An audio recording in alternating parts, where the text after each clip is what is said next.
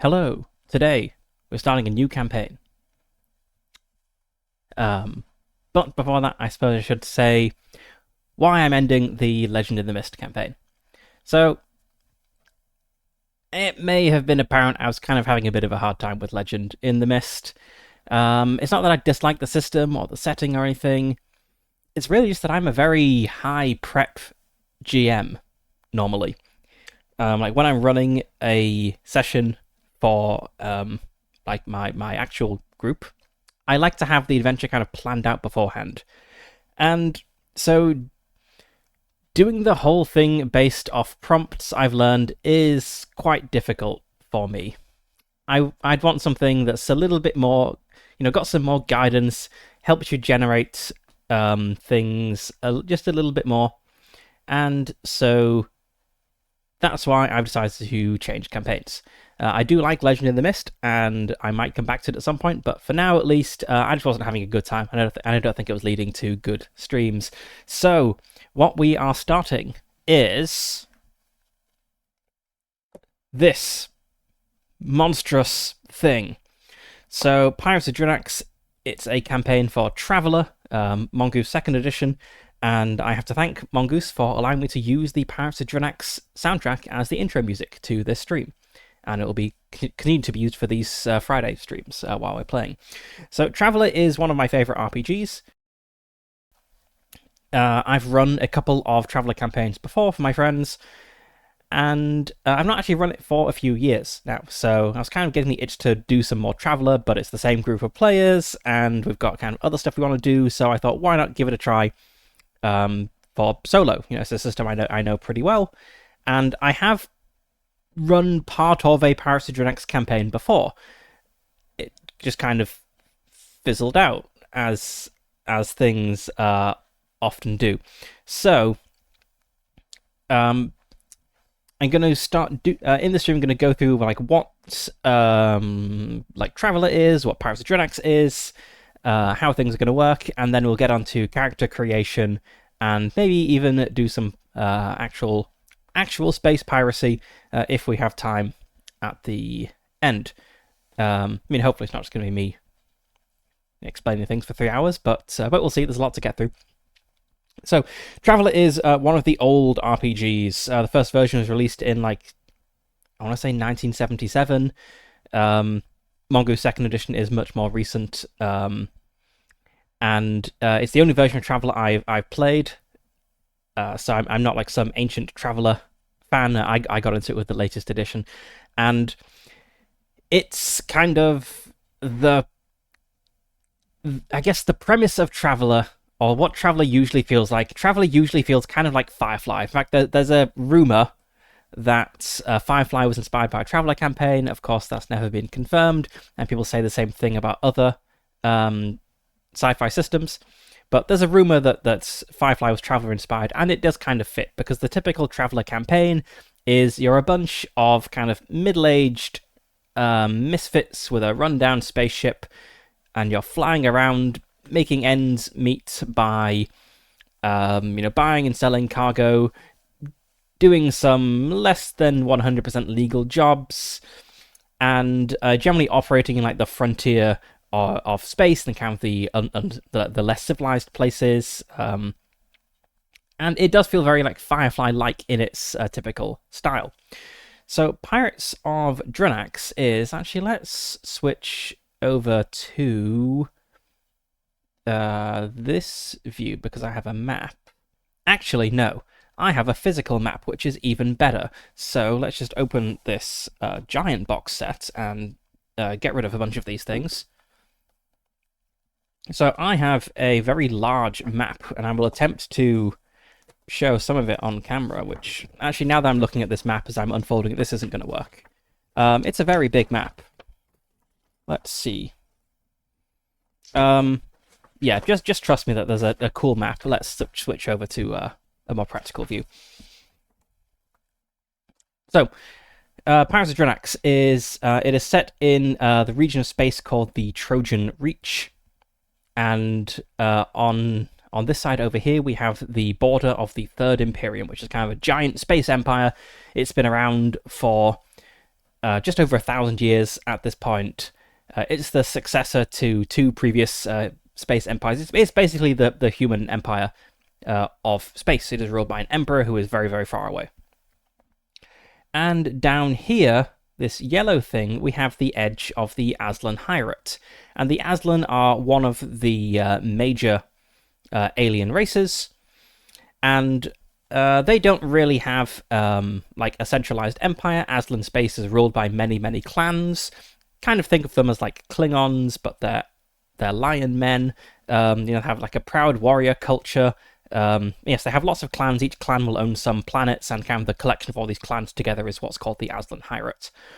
And we've got some other like smaller interstellar states around here, but there's this like large expanse of basically like uncivilized, well, not exactly uncivilized, like neutral space between the two, where there are lots of small worlds, but no like large, powerful interstellar states.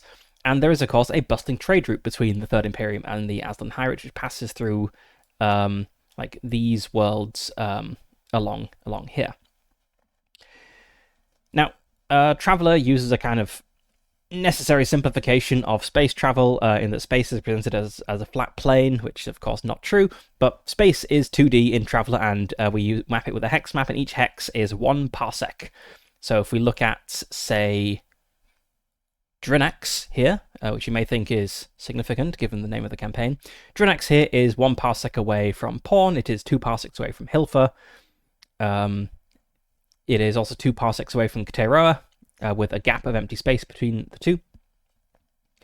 And Pirates of Drinax really is a game about taking advantage of this bustling trade route between the Third Imperium and the Aslan Hierate to be space pirates. So let's flip back to 3D reality and have a look at some of these books. So we've got the main campaign book. The other books in the box set are, we have a kind of setting book about this region of space, the Trojan Reach. We have a somewhat thinner book about new ships, because every Traveller supplement seems to come with brand new ships, but that's fun, we like ships. We've got the map that I briefly tried to show, and then not in the box set as a separate thing, we've got the Drinaxian Companion, which kind of comes with expanded rules and more adventures.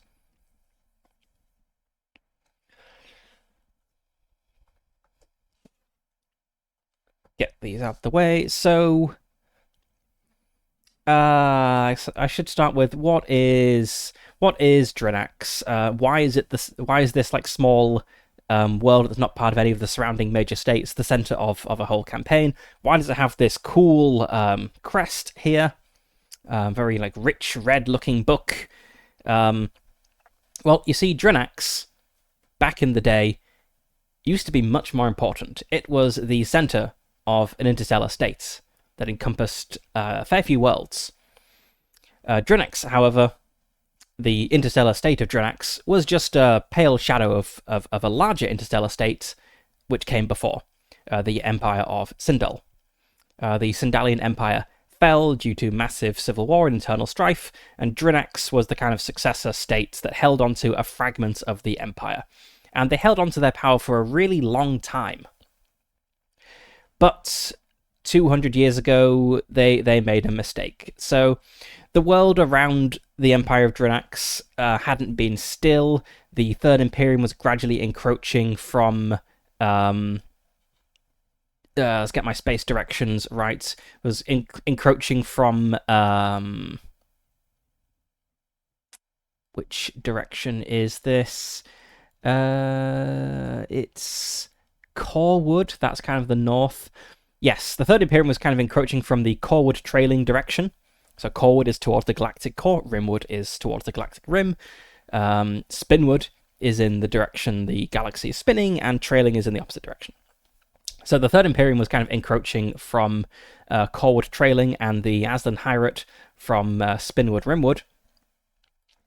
And Drinax was just kind of there, imposing tariffs on trade passing through its territory, and eventually they kind of got too greedy.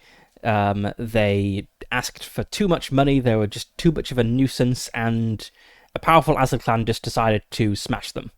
They bombed the world from orbits. They drove asteroids into it. They dropped nuclear weapons. They dropped biological weapons. Drinax is just a blasted, radioactive, disease-ridden wasteland at this point, except for one thing. Do we have a picture of it? They left. This is what all space pirates look like. It's essential. I think it's probably in the Trojan Reach book. Let's have a quick look. So the Aslan, when they destroyed Drinax, they left the floating palace, which is a giant floating city, which kind of levitates above the world of Drinax by powerful anti-gravity machines. It's where the king and the upper nobility lived, and it's all that's left of Drinax now. So, like, overnight, in one stroke, the surface world was wiped out, and the entire surviving population of Drinax was the nobility who lived in the floating palace. The Empire of Drinax was shattered, all their worlds stripped away, mostly became independent, but some were taken over by the Aslan, and 200 years have passed. In those 200 years, Drinax has just kind of rotted. It's adapted as it had to survive, but it's not really advanced much. The surface world is inhabited by roving bands of nomads wearing survival suits. It's kind of Mad Max-esque post-apocalyptic wasteland. The floating palace, the population has doubled in the past 2 centuries. Everyone in the floating palace now works very practical jobs. They clean up the trash. They tend to the hydroponic gardens. They repair what few bits of high-tech machinery Drinax has left. But everyone there is descended from some high-level noble. So the gardener might be the the Duke of Hilfa, and be referred to with all honours, even though he is just a gardener, and Hilfa hasn't been part of the Empire of Drinax for centuries at this point. It's not a great place. It does have some things going for it. It has a very good university, because Drinax was a very high-tech empire in its time, and some of that high technology and knowledge remained and survived in the floating palace. So it gets a lot of money from students coming in to study at the Scholars Tower, but it's a pale shadow of its former self. Until recently, the king of Drinax, King Oleb, shares a name with the one who angered the Aslan, has decided it's time for a change. King Oleb has decided that there's a way to rebuild Drinax, to get a new interstellar state again. And the plan he's come up with is kind of nuts on the face of it, but potentially could work. So the plan is to sponsor a group of pirates. They'll be given a letter of marque, allowing them to prey on unlicensed trade within the borders of the Drinaxian Empire. Of course, there is no empire at the moment, but they'll have a letter of marque. This will be our play character's get out of jail free card later on. He wants people to go out and pirate, building up the wealth of Drinax, but also forming alliances, nudging the worlds that were part of the Empire closer to Drinax, to eventually align with Drinax. Essentially a kind of interstellar protection racket from one point of view. Intense bribery from another point of view. We need to win over the surrounding worlds any way we can. That could be robbing from an enemy of theirs and giving them the proceeds. And there's a lot of piracy going on in the region at the moment already. So, like, the major powers aren't going to realize. Let's get our map back. The major powers aren't going to realize, oh, Drinax is the center of this new wave of piracy, because there's already a wave of piracy going on. The plan is to kind of nudge the surrounding worlds back into alignment with Drinax. Let's draw some boxes around them. So here we have Drinax at the moment.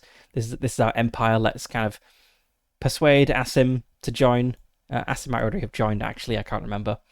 Um, Maybe we can get Torpol and Clark on board, and then our empire kind of extends out here. Just kind of bring more and more worlds into the fold through whatever means necessary, whether it's threats or bribery or whatever else. Triggering revolutions and installing a planetary government that's more aligned with Drinax. Whatever it takes. We want to get a bunch of worlds aligned so that eventually, when the Aslan Hierarch and the Third Imperium realize that Drinax is behind the wave of piracy, it's easier to just acknowledge Drinax in exchange for the piracy going away than it is to actually come and crush Drinax like a bug. Because, space naval operations are mega expensive. It's much cheaper to just pay someone off, ignore someone, than it is to actually send warships to go and enforce policy. So that's King Oleb's plan. Build up wealth, nudge the worlds nearby into rejoining an Empire Drinax through piracy, and eventually say to the Imperium and the Hierarch, the piracy will stop if you acknowledge us. It's an ambitious plan, but it's not totally hopeless. So the way the campaign is structured, I'm cutting between things really annoyingly, I feel, but the way the campaign is structured is so in the main campaign book we have 10 adventures, which it divides into heists and perils. So heists are missions we do to acquire treasure or get something else that we need, and perils are threats that arise and can damage the resurgent Empire of Drinax. And if you think of this as like a video game, these would be like the story missions that occur at like a fixed cadence, like the game developers have planned these in. But then the majority of the campaign is a kind of free play where the players are flying around doing space piracy, and building up alliances, making friends, all that stuff. The book, it does talk about how we can do this, how we can model the attitudes of different starports, and kind of nudge them towards being more friendly with us, eventually building them up to be a safe haven where they will tolerate us openly, even if they know that we're pirates. We've got stuff about recruiting pirates, and as I said, all space pirates look like this. It is an essential part of the vibe. Space pirates also fight with cutlasses because you don't want to go firing guns inside spaceships. That's dangerous. But yes, we can roll up pirates, and there are some basic mechanics for tracking how the powers around us think of us and what they might do. So if we cause the Imperium a lot of trouble, if we keep attacking like Imperial trade convoys or raiding not just the unaligned worlds but actually Imperial worlds inside the border, our standing with the Imperium will fall, and eventually it will reach a threshold where they perform an intervention. But equally, if we really annoy the Imperium, our standing with the Aslan Hierarch might go up a little bit because they don't like the Imperials, and they might become more friendly with us. We've got tables and procedures for rolling up random pirate targets. Yes, this is how space pirates fight. You got to wear the hat when you use your laser sword, otherwise it doesn't really count as space piracy. So yeah, there's a lot of stuff about doing piracy. But there's only actually like 24 pages of this background stuff before we get into the missions, and then at the end of the book, there's like some summaries. We have a bunch of like small like mission seeds for different worlds. So if we look at, say, the world of Falcon, which is here, it says Falcon. There's a guy on Falcon called John McCule. There was a pirate crew attached to the retinue of Zvekvi the Corsair. Sorry, no. A pirate crew attached to the rescue of Zvekvu the Corsair claims to have planted a bomb somewhere on Falcon's outer surface and are demanding a ransom from the asteroid, Falcon being an asteroid world. This patron, John McEwell, wants the Travellers, which is the player character, to hunt down Zvekvu's pirates and force them to reveal the location of the bomb. And the reward is both monetary and it makes the port of Falcon more friendly to us. Obviously, this isn't like a fully fleshed out adventure. This is an adventure seed that a GM could turn into a full-on adventure. But the majority of the book is the adventures, kind of these like set story beats. The the Drinaxian Companion goes into a bit more detail. So we have some more rules for managing like not just world governments, but also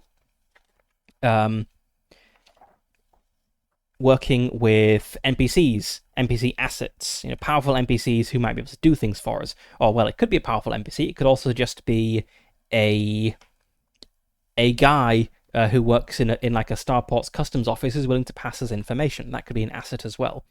And we've got some guidance on how to track how much an asset likes us and how to strengthen that relationship so they'll be willing to do more risky things for us. We've got some rules for factions, entities that are smaller than a world government, but larger than just a single guy. So this could be like a small, like asteroid mining installation who are willing to, look the other way and let us store some contraband there. And we've got rules for making friends with factions and interacting with them. We've got a bit of summary information on... Oh, not really summary information, fairly detailed information actually, on many of the worlds around Drinax, just expanding what we've got in the Trojan Reach book and going into a bit more detail about what piracy in these systems is like. We've got a lot of detail on Thieve, which is... a world inhabited by pirates. And it took me a long time to realize that Thieve, it's just the word thieve, just written differently. The world of thieves is called Thieve. Yep. But anyway, Thieve is a notorious pirate haven ruled by the pirate lords. And it's a place where we are very likely to visit. We have more adventures that we can kind of fit into our Pirates of Drinax campaign. So first prize is a kind of tutorial adventure for like new players to teach them how to be a pirate. And this is what we'll play as our first mission, which I imagine we will get to this session. But there's also rules in here for like building bases,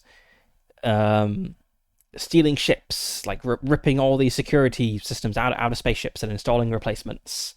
It really goes into a lot more detail about piracy. And finally, we have the Trojan Reach, which covers basically the entire map. Obviously, not in a huge amount of detail because there's a lot going on. It can't detail every single world, but it can tell us like roughly what's going on in every subsector here. And sorry, I say subsector here, but of course you can't see the map. It tells us what's going on in every subsector, goes into a bit more detail on some of the worlds. It talks about the Aslan Hirate, because there wasn't a book about the Aslan at this point, so it kind of covers how you can make Aslan characters, how the Aslan Hirate works. I have other books on that now, so I probably use those in preference to this. And this book is supposed to be like entirely player facing, so there aren't really any spoilers in here. I'm not sure that's entirely true, but that's the intention. So the idea is you could just give this to your players and say, this is what you can work out about the Trojan Reach by consulting libraries and talking to people and that sort of thing. So that's I guess that's a summary of it. So the Pirates of Drinax is a campaign which is mostly like free play, like sandbox play, about being a space pirate and building up support with like set piece missions that happen periodically to advance the plot. And the game really does, or the campaign rather, really does rely on this like free play because if you just did the missions in the book, I think it wouldn't work. It would feel very unsatisfying. You like the missions in the book are not generally about winning over a world government. They're more about things that are happening while you're doing that sort of thing. They're like interruptions to what you're actually doing. So the piracy is the main thing, and the missions just sometimes happen. So I think that's like enough intro. I think we can get on with some character creation. And Traveler character creation is very fun. So I'm not just going to use Miro for this game, I'm going to use Notion as well. So normally, for my home game, I would use Obsidian, which is a different... it's essentially like a desktop version of Notion, pretty much. Well, they're not related at all, but they kind of do similar things. So I'd normally use Obsidian to track my campaign notes, but I'm using Notion this time because it's just in my web browser, so the same as Miro, so it kind of fits. I have other resources I might draw upon, so you probably can't read this one very well because I crop... a bunch of this text is cropped off, but there's a kind of this traveling alone supplement, which is essentially a kind of downtime simulator for Traveler, which I might use this if I get stuck on what's going on, but I think I'll mostly be using the random tables in Pirates of Drinax and also in the core rulebook. So, it's just to take a step back again, like why I'm doing this. As I said, I tend to be a pretty high prep GM who likes to have adventures prepared. Obviously, having a campaign structure with pre-written adventures really helps with that. But also, Traveler has a lot of random tables. So if we look at, let's see, it's probably going to be in encounters and dangers. So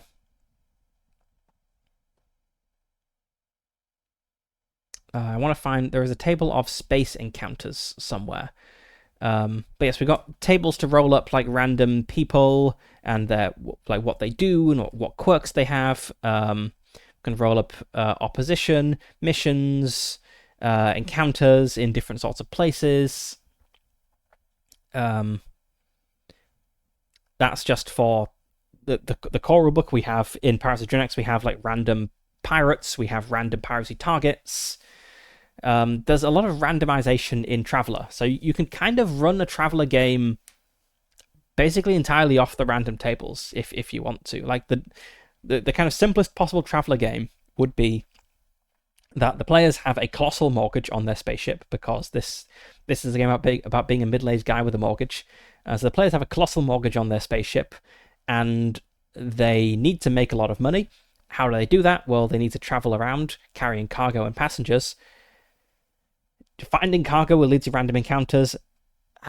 Having passengers will lead to random encounters while you're in space.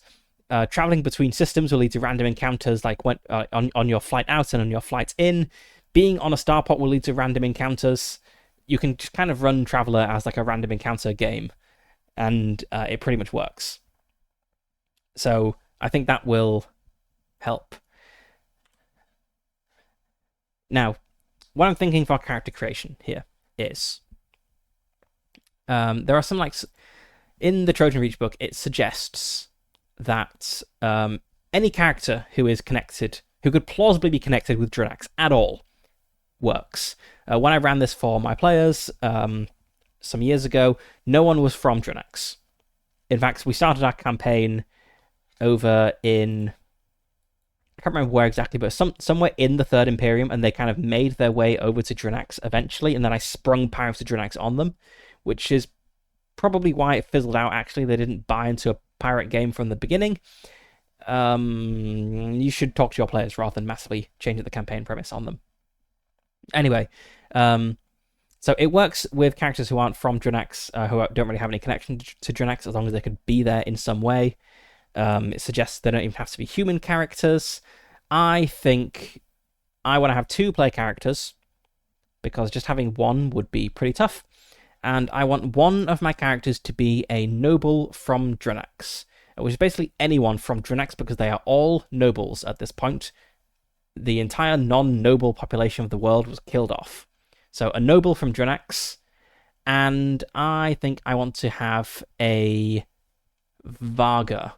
So the Varga are let's get up my Traveler Aliens book and get a nice picture.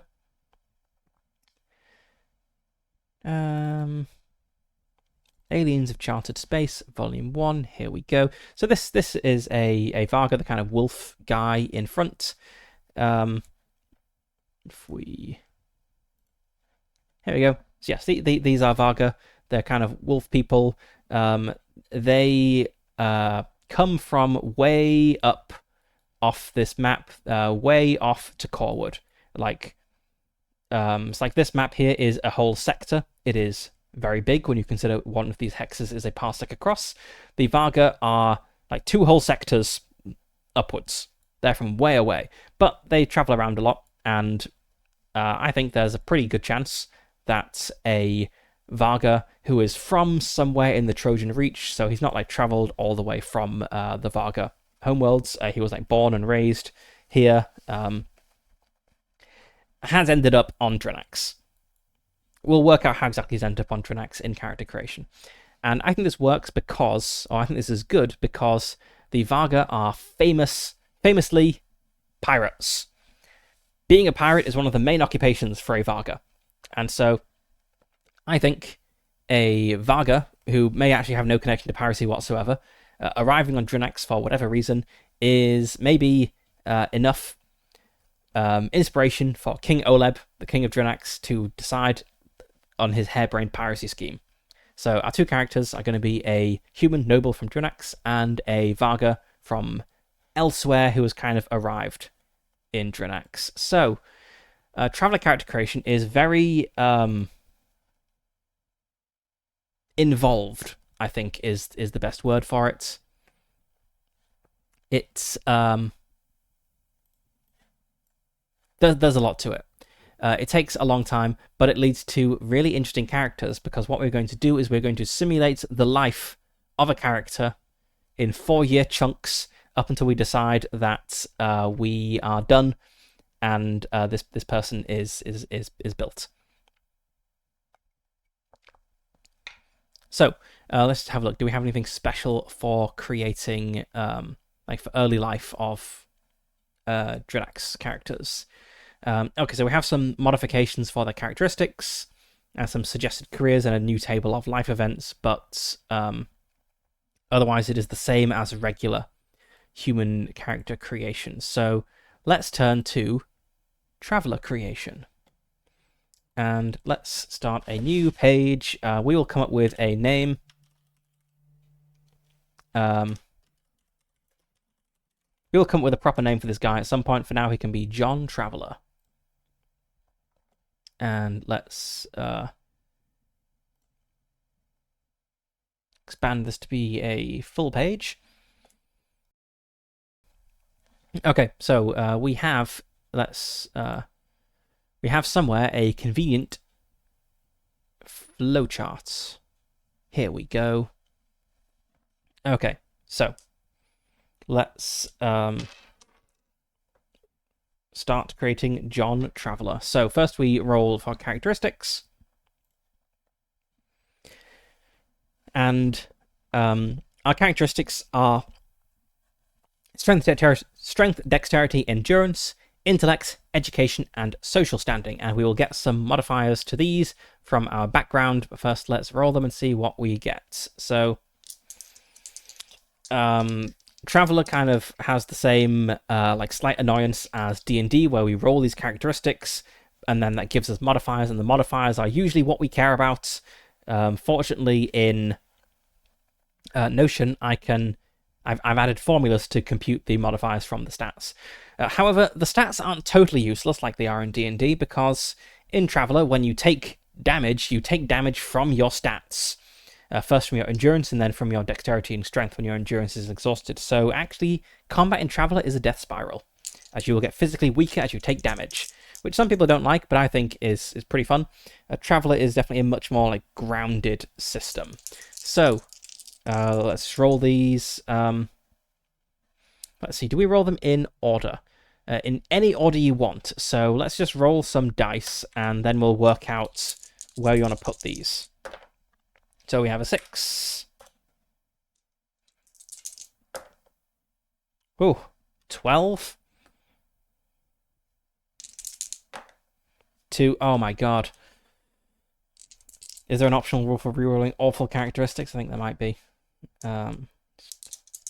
6, 12, 2, 8, 9, 6. That's 6 characteristics. And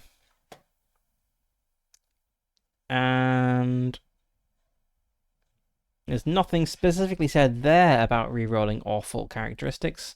Let me check the Traveler Companion. I mean, I could have a characteristic score of 2 in something, but that means I'm totally inept in some way. So I might just say reroll it. Let's see. I've got a new PDF reader because I was using Foxit, but for some reason it made the text in the Traveler PDFs crunchy is the best way I can describe it. No, we actually have a variety for solo generation.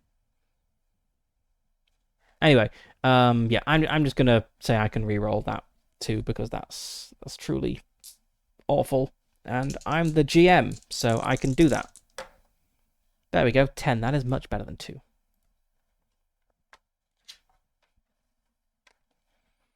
Okay. All right, so we can assign this anywhere we want. We also have Psi. This is psionic potential. This is rare. We might become psionic due to a life event or something, but we don't get this by default. In fact, we should put that there as 0. Okay, let's see. So we'll get a -2 to strength and endurance and a +1 to education and social. So we could kind of metagame very slightly and put our 2 best stats in the ones we're going to get negatives in. Kind of the opposite of min-maxing, I guess. Like pushing everything towards the mean. But I think so intellect is a very useful stat. I think I'm not sure, do I want to put the 12 in intellect? Yeah, okay, I'm going to say let's put the 12 in intellect. Let's strike things out. 6. I think we should definitely put the 6 as something we get a +1 in. So maybe our sock could be 6, which goes up to 7. So we have no modifier for our social standing. We have this other 6, which education is also kind of important. I mean, honestly, they're all important. Social standing is probably the least important, but they're all, good stats. So endurance, dexterity, and strength are all very useful in combat. If I am playing a space character, combat is probably quite important. And let me have a look at the. Let's open another copy of the core PDF because there's some like suggested uses of skills. So let's just go look at skills. And I want to check what like 0G is, which characteristic 0G is useful. So I believe that's going to be athletics, probably dexterity, right? Riding yourself with artificial gravity suddenly fails on board a ship. Athletics, dexterity. Yeah. So yeah, dexterity is probably quite important. Let's see, what about gun combat? This uses dexterity. Yeah, dexterity is pretty important. I think we're also going to start by hiring an NPC right at the very beginning because 2 characters isn't really enough to fly a spaceship. I mean, it is, but it leaves absolutely no margin for error. So it doesn't really matter if our 2 characters can't cover everything between them. But I think I want to be dexterous.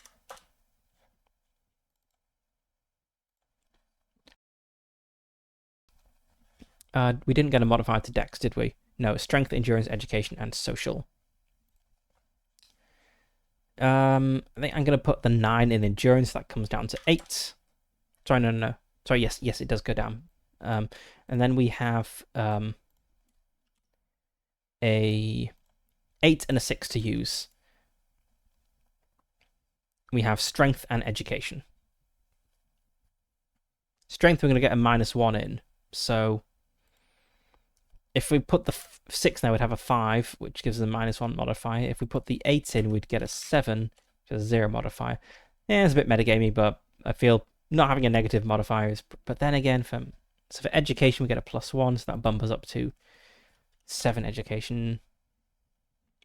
Okay, let's see. So what are our modifiers? So we have a +2... a +1 for Dex, a +2 for int, and then everything else is a 0. So we're kind of a very average character, I guess. But that's okay. Right. So back to the flowchart. Choose background skills. I think I have scrolled past it. It was page 8, wasn't it? Yes. Okay, so skills in Traveller. Traveller is a skill-based game. And let's get a character sheet up so we have a full list of skills easily referenced. So here are all the... you can't really read all of these because... let's see. I believe there should be like a sample character sheet in the character creation section, which will have them all on. So I try to like crop off the bookmarks and stuff in PDFs, but then that means that if it's a PDF that doesn't have bookmarks or whatever, things look bad. Anyway, so here we have a big list of skills in Traveller. It is a skill-based game, and skills do not start at 0.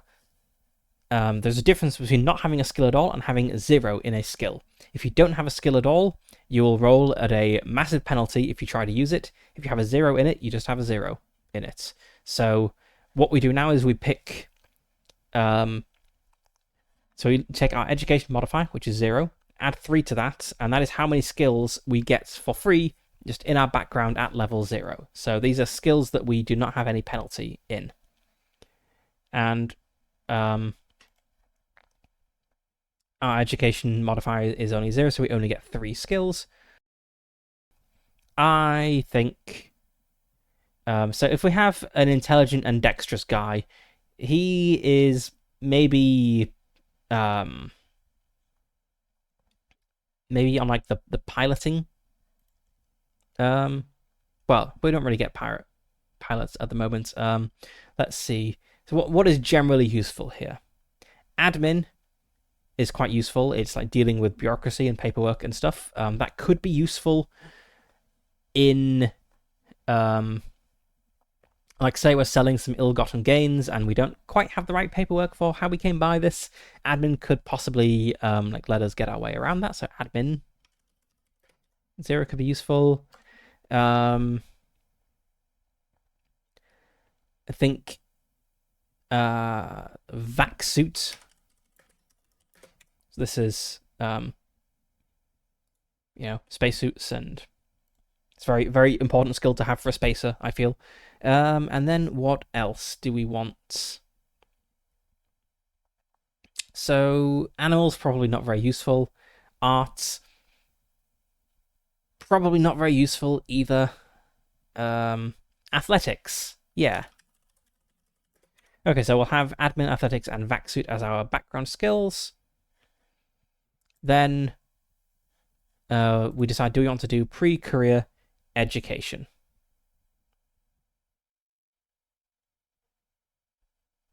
We should also fill in our species. We are a human. We are from Drinax. And we have taken no radiation so far. Which is just how I like my characters. Not irradiated. Okay, pre-career education. So our options are university or military academy. So So for military academy, the Navy would be the best bet because we have a good intelligence, and in fact, Navy is one of the suggested careers for a Drinax character. So we have noble, scholar, navy, and entertainer. I don't think we can really be a noble. Our social standing is too low. But scholar, navy, yeah, scholar or navy would work. I think navy would probably be more directly useful.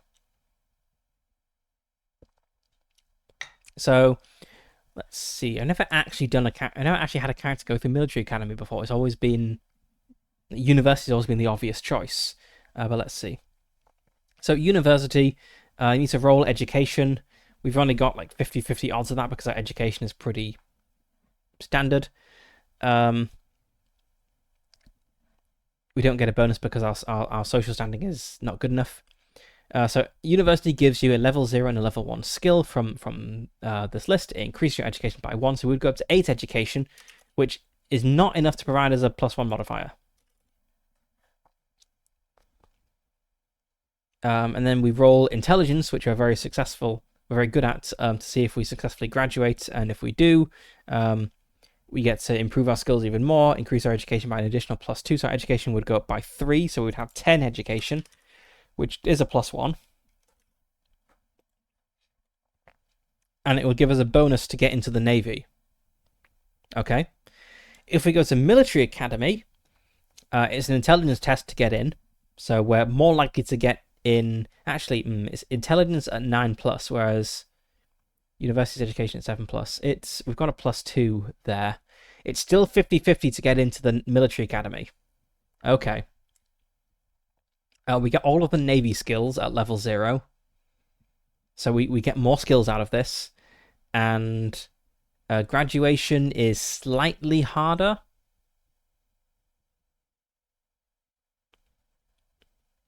But then we automatically enter the Navy if we do this. So if you want to go into the Navy, military academy looks slightly better than university, and because of our high intelligence, it's about as good. So yeah, I think we want to try for military academy here. So we want to make an intelligence roll. We're going to roll 2d6. We're going to add our intelligence modifier, and we're going to get at least a 9. So we have a +2 to intelligence, which means we have 50-50 odds. That is a 7. That is not enough to get into military academy. Okay. All right. We're not attending military academy. Let's note down. I've got a little section here to note down our life history.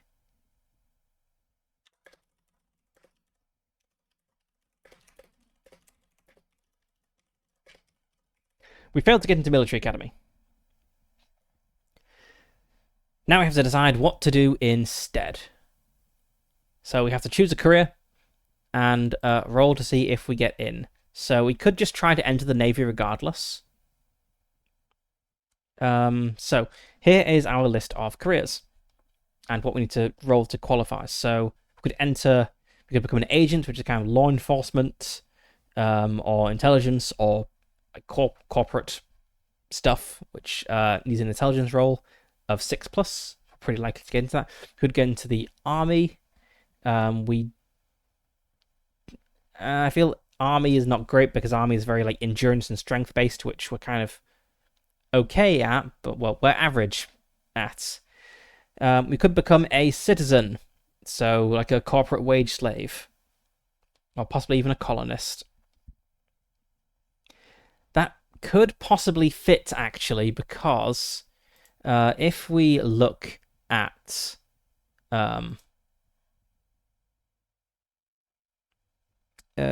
we have our NPCs described somewhere. So we have the spaceship we're using. We'll go into that in a moment. So Asim. The world of Asim, which is here, was actually invaded and conquered by Drinax a little while ago. So we could be a colonist who was sent to Asim, perhaps. Let's draw the borders of our Drinax. Don't want to redraw the whole thing every time, so Let's see. I guess this bottom border is going to be pretty. Let's just draw a single line around the whole thing. If I need to redraw it, I need to redraw it. So what? Okay, so we could be a colonist who went to Asim. Not really sure that's colonist though. That's if we were sent there to be more like in some sort of overseer role. We could be a drifter. I don't think that makes sense for a noble. We could be an entertainer. Honestly, scholar might work. I was thinking navy, but scholar could work as well.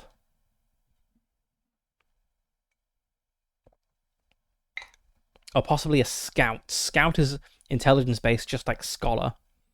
And, well, okay, so yeah, I think the three best options are scout, scholar, or navy. They're all intelligence-based careers, so we're likely to do well in them, even though we failed to get into military academy. If you want to enter the navy, okay, so let's see. A scout relies a lot on endurance as well. Scholar relies a lot on education. We don't have great education. Honestly, they're all like decent options. I think the navy is probably most useful, as it will give us like ship-related skills. So yeah, let's try the navy. We don't need to stay in the same career all the time. I guess there's also merchant as well,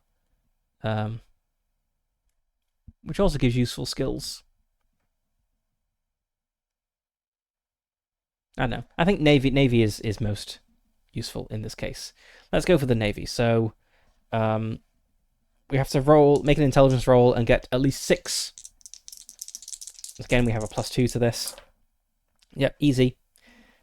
That was a 9 total. If only we'd got that just a moment ago when we were rolling to get into military academy.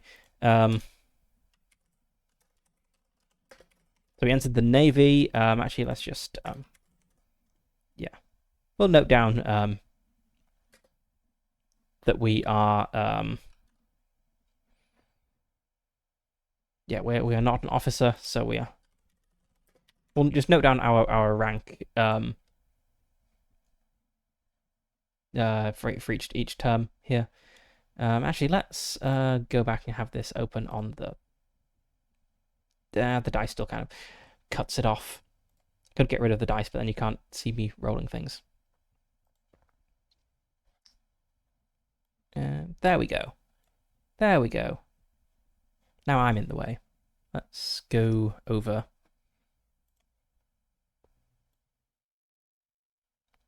here. Over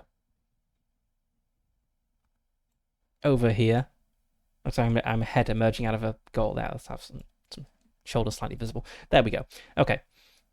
Now you can't see this table, but it's not a very exciting table. So, term 1, we have entered the navy. We are enlisted, and there's a bunch of things we need to roll on now. So it's our first term of this career. So we go through basic training, which is described on page 16. I believe that means we just get all the basic skills. Let's see. Basic training. For our first career, we get all the service skills at level 0. So the service skills of the Navy are pilot, vac suit, athletics, gunner, mechanic, and gun compass. We get these at level 0, so the ones we've already got don't go up. So we have admin. So we already have athletics and vac suits. Let's note the rest down. We have gunner. As we have pilot, vac suit, athletics, gunner, mechanic, and gun combat. So we have all these skills at level 0, which means we're not completely awful at them. Next, we roll to see if we survive, which is a bit grim sounding. In Classic Traveller, you would actually die if you failed your survival roll, but in Modern Traveller, basically since like the 80s, you do not automatically die. It is an optional rule. Instead, you'll have some sort of horrible mishap. We need to decide what we are going into. Actually, I think we're flight. So let's note that down, because we want to be a pilot. So we're in flight, which means we need to roll dexterity and get at least a 7. We don't have a modifier. No, we do have. We have a +1 in dexterity, so we have slightly better than Eve Knots. Oops, a die escaped. It was a 6, believe me. So that is a success for survival. I believe we now have an event. Yes. So we have this table of random events. If we get a 7, we'll have a life event, which means we'll go look at the replacement life events table for a Drinaxi noble. But it'll most likely be some other thing. 12. That's a high number. That's got to be good. You display heroism in battle, saving the whole ship. You automatically pass your next promotion or commission roll. Okay. So,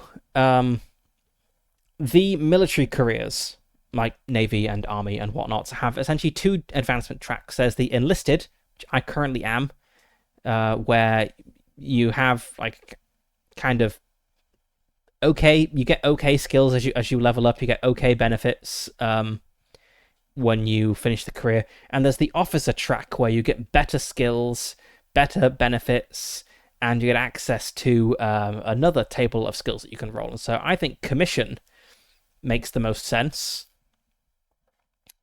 So we're just going to be commissioned. Is that how you spell commissioned? It is how you spell commissioned. Okay, so that was our event. That was good. If commission is possible, you want to try, yes. So we just succeed on that. If we hadn't chosen to, so the options are we could succeed on next promotion or the commission roll. If we chose to be promoted instead, we would have been able to roll for additional skills. So we're at a slight skill disadvantage, I suppose, by taking the commission roll, but overall I think it's better. And as a rank 1 officer, we get for free the skill Melee Blade 1.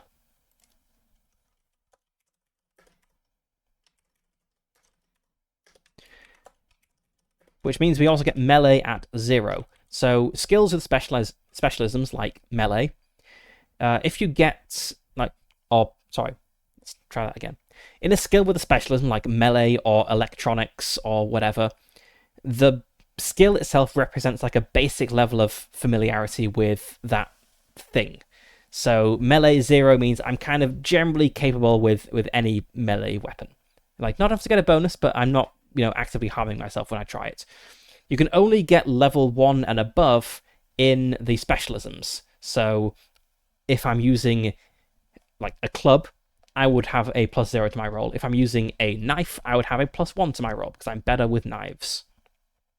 I can't get melee 1. I can't have a +1 to all melee weapons. It's only in the specialisms.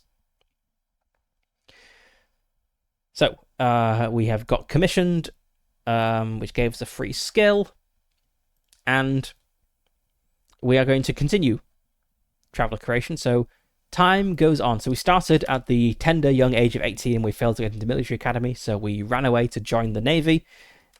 We have aged 4 years. 18 plus 4 is not 24. 18 plus 4 is 22. When we get to 34 or older, you need to start rolling to see if you get aging penalties. It is just like in real life. If you fail your aging rolls, you will start to suffer damage to your attributes. You may need to take on medical debt to pay that off.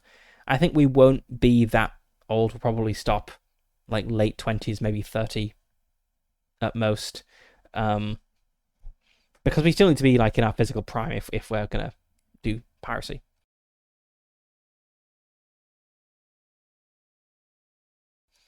Anyway, now we do term 2. We're going to stay in the Navy. We're currently enlisted 1. So you can see how Traveler character creation takes a while if we work through this. So obviously it'll speed up with me not talking through everything all the time. but it will be a little slow because I'm going to roll up 2 characters.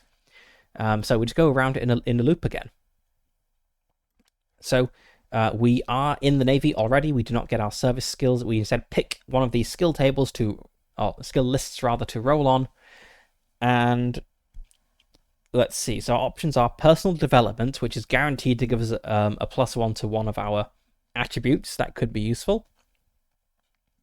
Although for some of them we need to get more than +1 to boost up the actual modifier. So it's good, but not amazing. We've got our service skills. These are all the ones we just got at level 0. We could increase these by 1 level. Let's see, we've got advanced education. We do have at least 8. No, we don't have at least 8 education, so we can't roll on the advanced education table.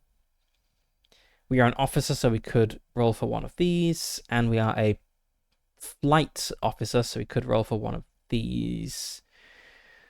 I think I'm going to roll on the flight table because they're all pretty good skills. So there's pilot, which is, spaceships. There's flyer, which is like helicopters and other like ground-based, planet-based craft. There's gunner, which these are like spaceship guns. Pilot, small craft specifically. Small craft are non-jump capable ships like shuttles and things. Astrogation, which is navigation in space, and electronics, which are all good skills. So I'm gonna roll a d6 and see what I get. Sadly, you don't get to pick. 2. That is flyer. I believe flyer has specialisms. Let's consult the skill list. I don't know what it is with the Traveller PDFs, but they take a while to load.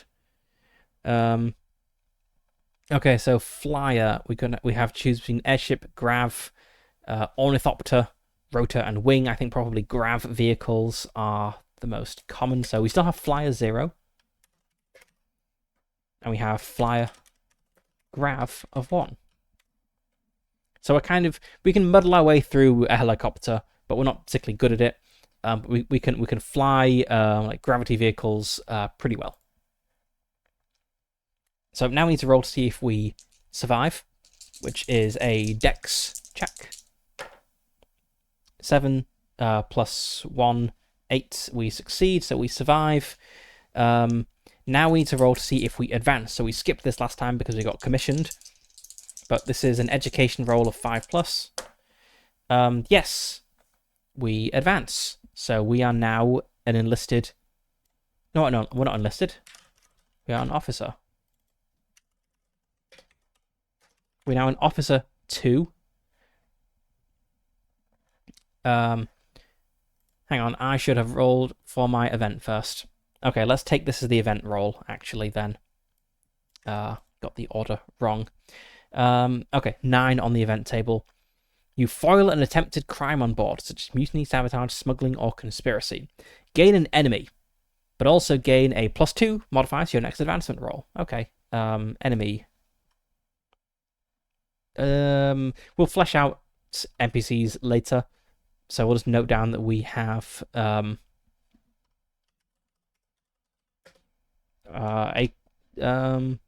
let's see, what was it?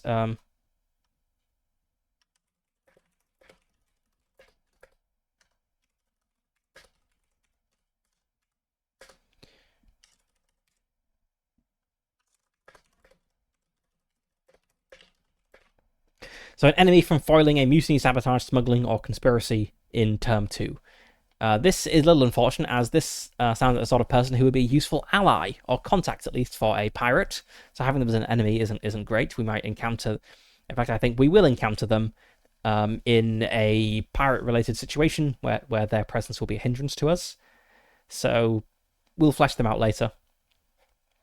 Might actually just leave it until we encounter someone, and they might just say it's this guy. Anyway,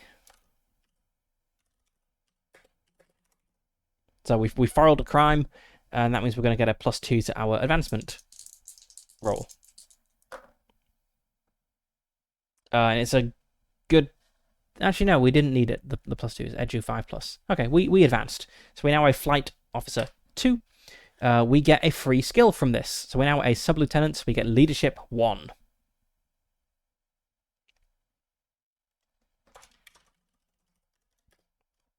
Leadership doesn't have any specialism, so it just goes straight into leadership 1. And leadership is useful for like commanding troops and in combat. And there's some optional rules in the Pirates of Drinax for like leading groups of workers and stuff that it's useful for as well. So that's a good one to have, especially if this character is also going to be the captain of our ship.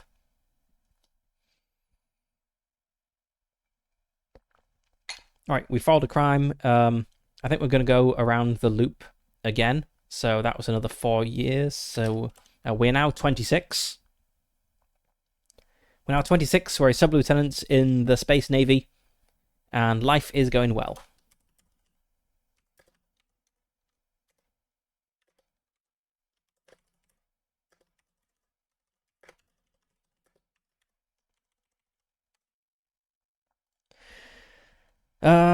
I think I want to roll on the flight table again. It would be good to get astrogation or pilot, like spacecraft. Both of those would be really useful to have. Otherwise, we'll need to like hire a pilot.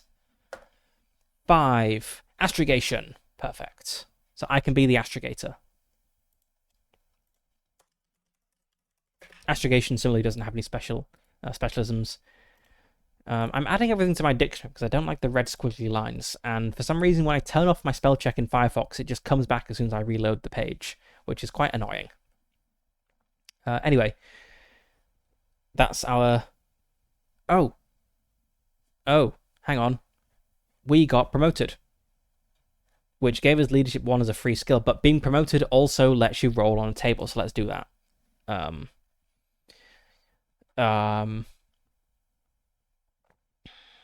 Let's go for the officer table for our promotion skill.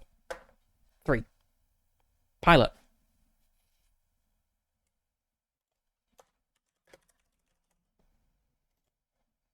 Okay, I'm going to put that in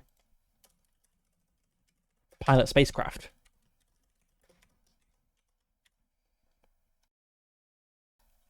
Okay, so we can astrogate, and we can pilot, and we have leadership. So we're shaping up to be a pretty good captain, I think.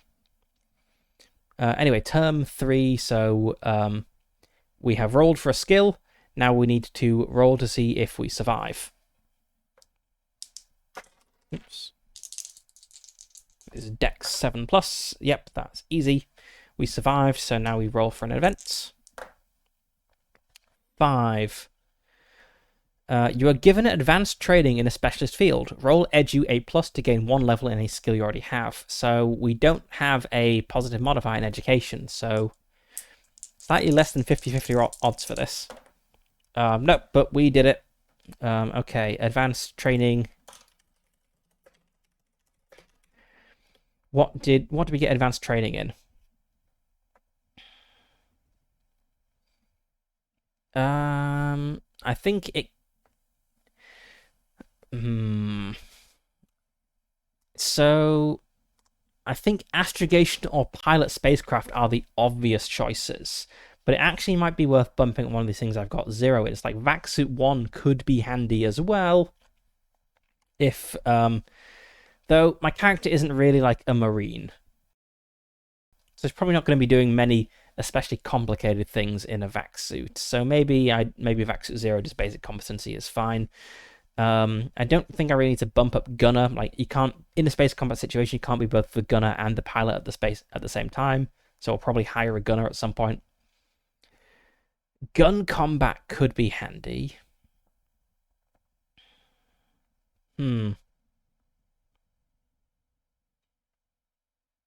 Or there's lots of skills that could be handy. Okay, I think it's going to be one of 1, 2, 3, or 4. I put away all my dice that weren't d6s because Traveller only uses d6s, so I'm going to roll a d6 and treat it as a d4. 4. It's going to be pilot spacecraft. So I now have 2 in pilot spacecraft.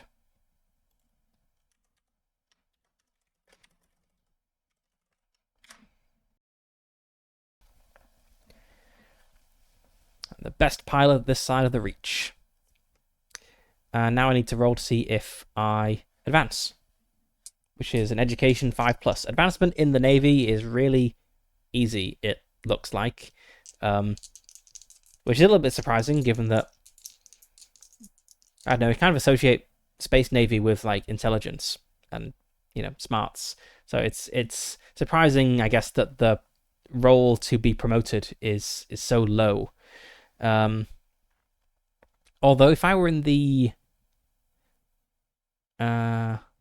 I see. Okay, so flight. You are the pilot of a shuttle, fighter, or other light craft. So that's maybe why it's easy to get promoted in flight, because I'm not like commanding. I suppose I am like commanding troops now that I'm an officer, but like in general, I'm like commanding something very, very small. That's a 4. After all it's so easy to get promoted in the Navy. I did not get promoted this time, so I remain a officer 2. So 4 years have passed.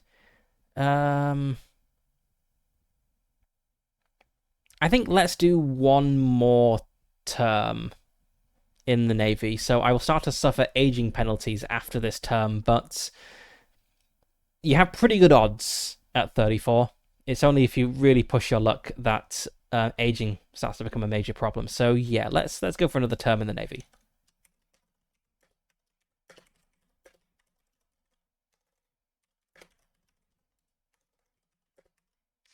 So I will be potentially a 34-year-old ex-Navy Drinaxi noble who takes up the life of space piracy to enforce the will of his king, which sounds good.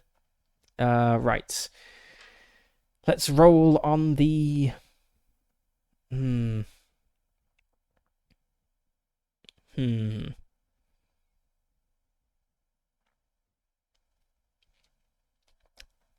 not sure which table to roll on. Maybe officer, because there's a chance I could get naval tactics, which is good if I'm commanding multiple spaceships at any point. 4. Melee blade. Okay. I'm really good at stabbing. That's also a useful skill for a pirate. Let's see if I survive. Yep. Let's roll for an event. 10. Didn't I get that one before? No, I didn't. You have the opportunity to abuse your position for profit. If you do so, gain an extra benefit roll from this term. Refuse, and you gain a +2 to your next advancement roll. Ooh. I'm planning on leaving the Navy after this term, so advancing, you don't get a free skill when you advance to level 3, a lieutenant. I would get to roll on a table, but I'd only get 1 skill. I think the extra benefit roll is good, and that explains why I left the Navy.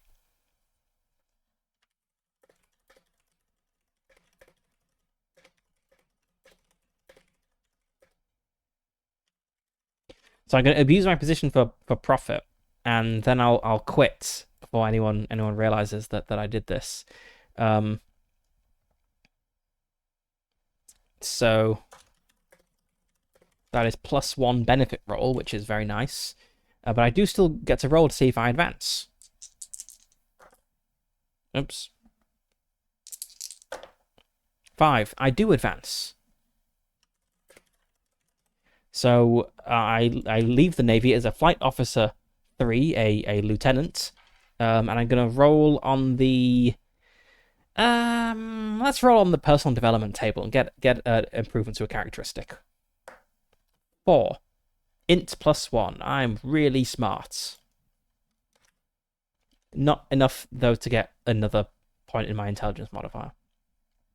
But okay. So I'll be leaving the Navy at 34 years old, which means I need to. Where is the aging? Aging is on page 46. Aging. I'm at the decrepit age of 34. I'm rotting away in front of people's eyes. So I need to roll on the aging table. With the total number of terms, which is 4, as a negative modifier. So 2d6 -4. Like, the worst I could get is the -2, which is reduce 3 physical characteristics by 1, which is that's pretty bad. Um,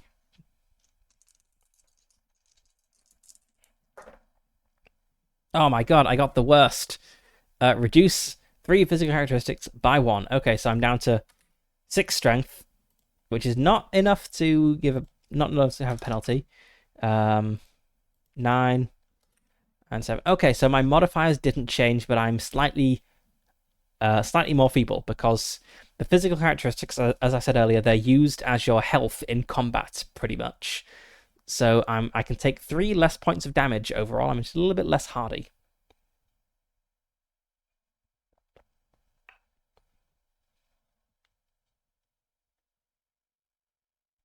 Let's note down.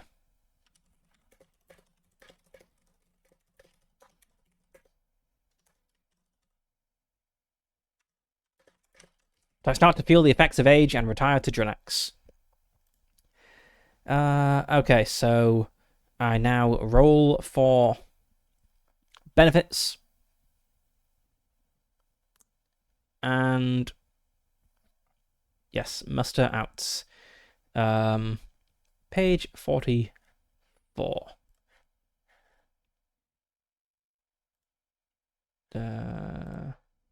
I've got a bunch of copies of the PDF open now.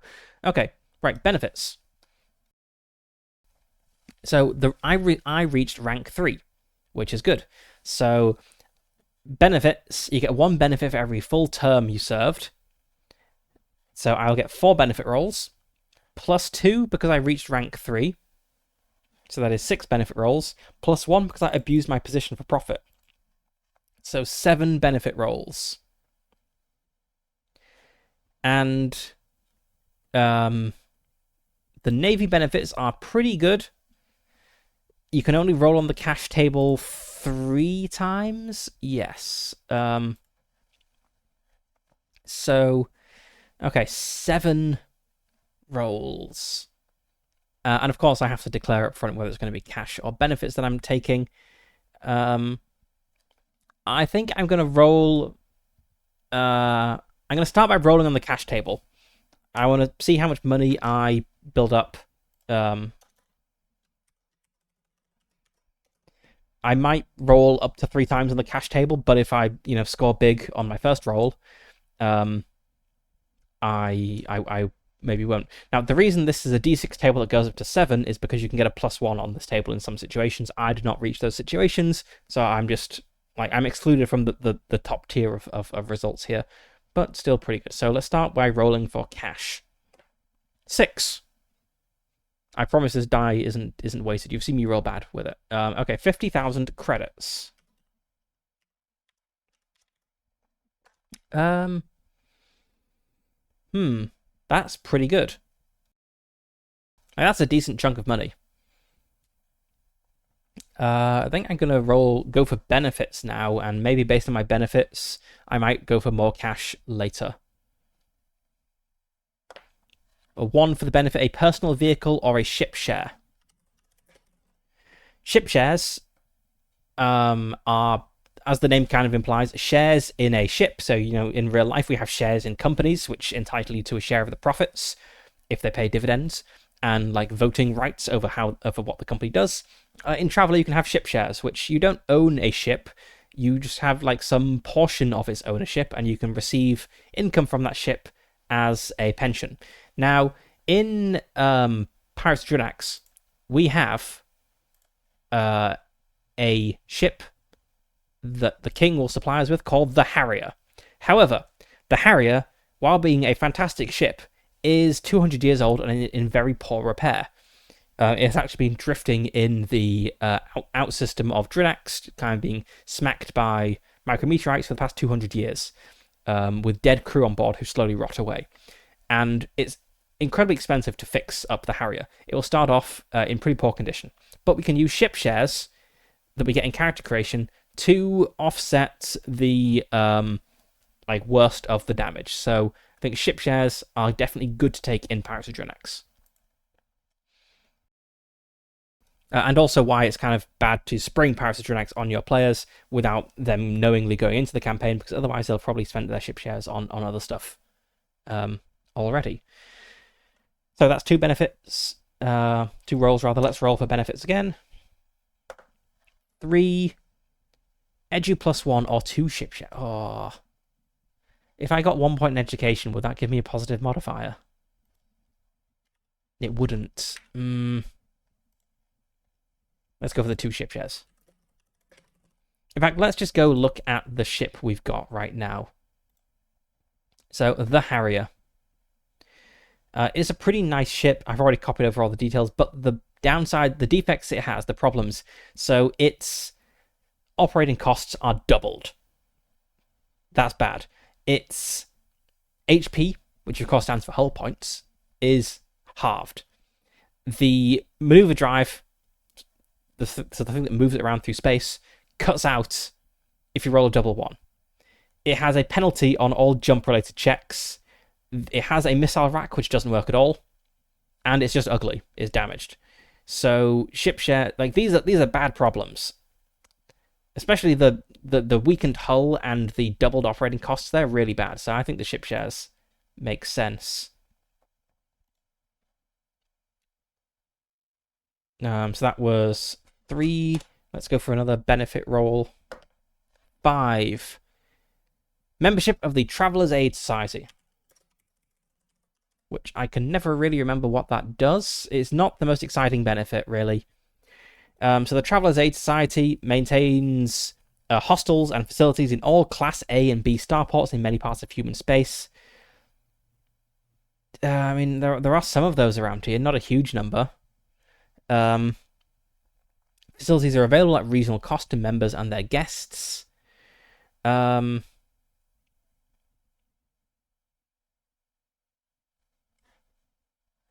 every 2 months, each member gets 1 high passage ticket, which can be used, retained, or sold. So, okay, I guess I'm probably not really going to make use of the Traveller's Aid Society much. I think this benefit is maybe as like a smokescreen to disguise that I am a pirate. You know, if I have a membership of the Traveller's Aid Society, I'm the sort of guy who travels around a lot, who enjoys traveling around space. That could help provide cover for why I'm going around a lot of different systems, not really spending much time or doing much trading there. It's not a huge disguise, but you know, it might help a little.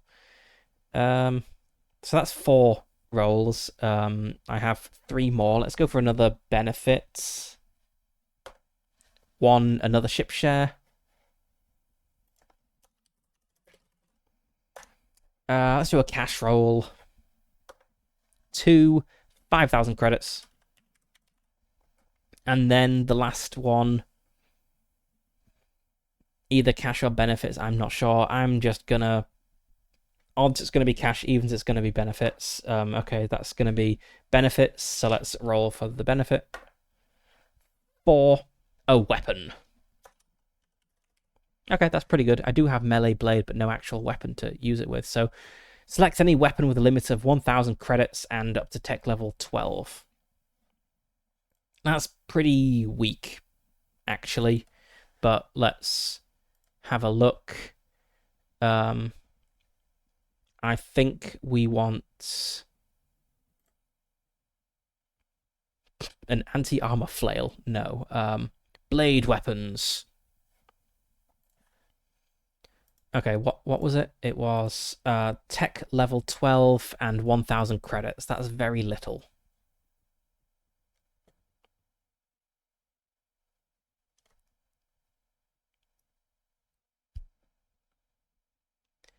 I mean, I could go for a cutlass. A cutlass is very cool, but cutlasses are also dirt cheap. I could just buy a cutlass. If I'm getting a weapon as a benefit, it should be a good one, I think. One that costs a decent amount. I mean, I could get a gun. I have gun combat 0. So I'm not as good with a gun as I am with a blade, but the advantage of a gun is it's a ranged weapon. Yeah, let's go find the guns.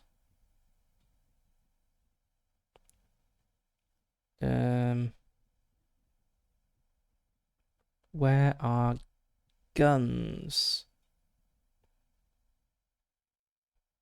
I mean, close and personal is like, melee things. Um,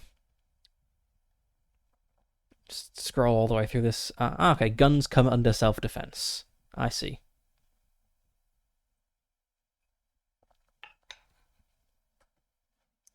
Yes, gun combat 0.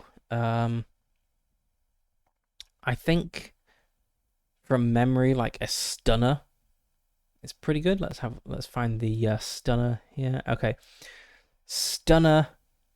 Um, it's like okay, so the tech level 12 stunner costs exactly 1,000 credits. This is probably what the benefit is thinking of, right? Like it meets exactly the limits, and the stunner is pretty useful.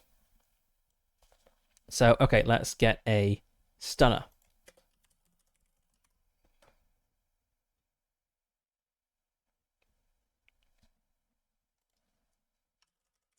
Stunner, tech level 12. It weighs half a kilogram. Oh no, my kilogram column. Okay, that's fine. Range is 10 meters, I believe that is. Damage, 3 dice. Magazine is 100. Um,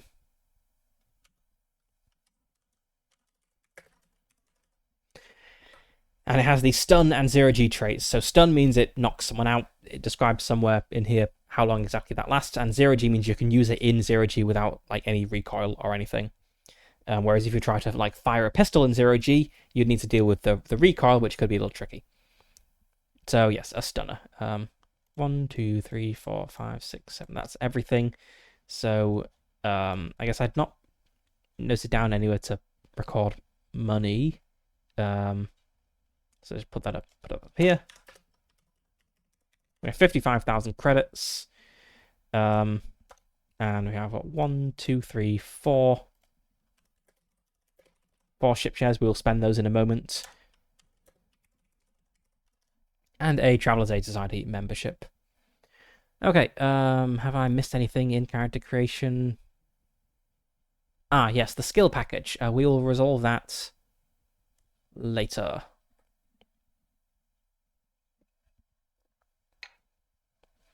Because we have a second character to create. So let's go back to the beginning.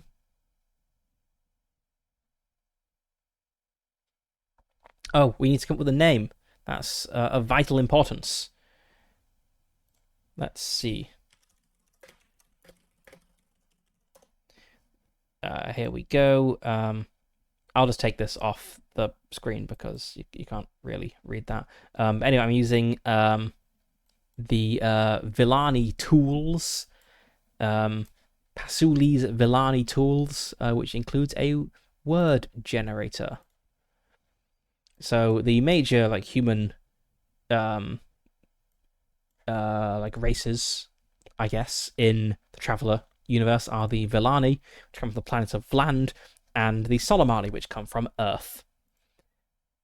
There's many other sorts of humans. Humans can be found all over the galaxy, really.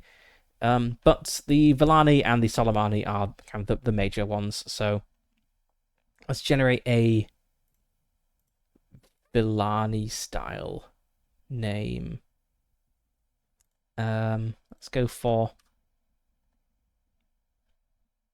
2 syllables. Why not? We'll generate 10 of them and have a look.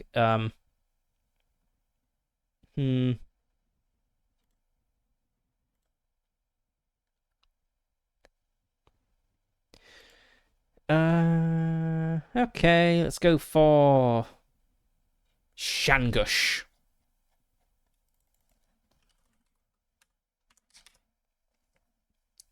There we go, Shangush. He is a human. You may not be able to tell from the name. Oh, do we want to go for a Solomani name so it's like more obviously human?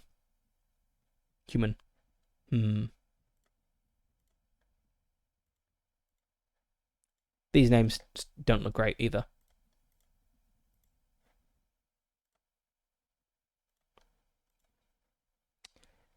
Yeah, I'm not really sold on this name. Let's go to the fantasy name generator site.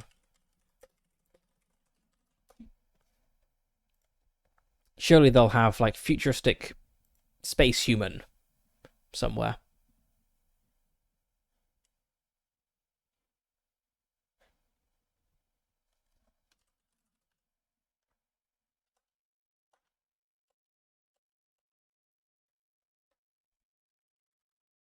Futuristic names.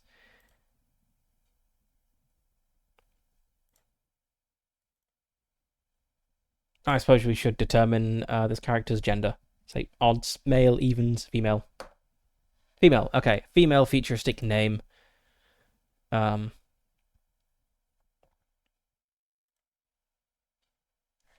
okay, let's go for Captain Massa. All right, that's kind of our main character. Well, we're gonna have a second PC. Um,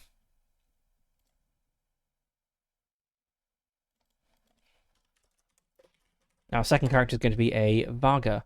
Let's get rid of these icons. Don't need those. John Varga is a Varga. Don't really know where he's from. I guess we could figure that out. But I'm going to have a brief break before starting a new character, and then I will get back and we shall roll up our second PC. And what else have I got in the session log to do today? We've got character creation. Yes, then we'll get into an adventure after we've made our second.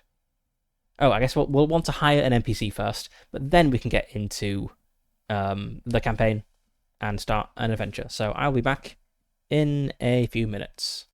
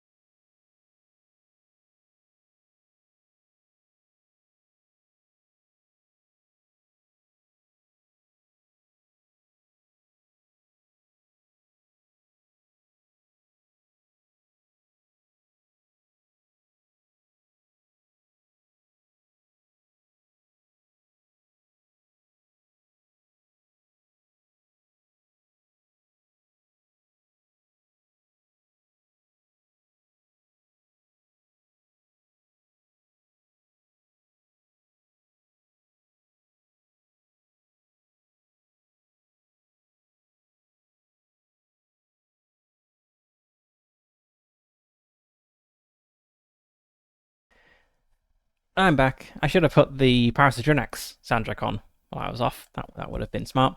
Anyway, let's go back to Captain Marsa for a moment because I have remembered that the Traveller Companion has some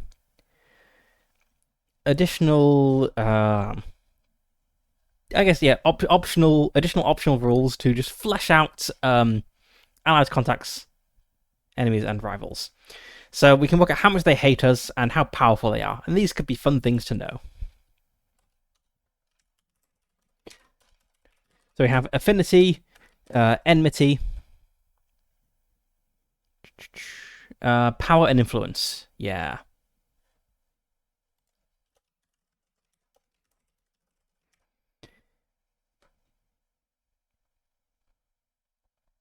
So, if they are an enemy, which they are, we have 0 affinity, so they are not positively inclined towards us at all. This means that, yeah, they're an enemy. For enmity, we have 2d6. That is 9. Which means that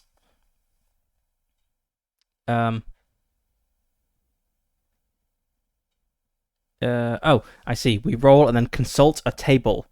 What is it with RPGs and like looking up, rolling things and then looking at those in another table? So we got a 9, which means a -4 for the enmity.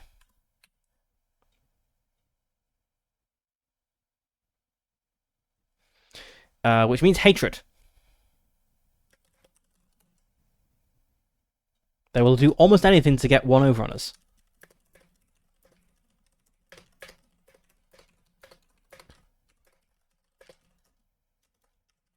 They might actively plot against us for the purpose of revenge. Even if there's little or no gain involved to them. So this is an enemy who really hates us. Like if they become aware of us, they will, try to mess things up for us. Right, then we have power and influence. So this is just straight up 2d6. Yeah, our guy, our enemy probably is like whoever owns this picture. They have like a picture of us taped to the wall and darts embedded in it. Okay, so for power, I got an 8, which is 2. And then for influence, I got an 8, which is 2. So power, 2. They are useful. They have a useful degree of power. So they have some significant assets, such as a small starship and a crew, or a small force of skilled mercenaries, high-end lawyers, or the like. This person might be a rival pirate, well, an enemy pirate, actually.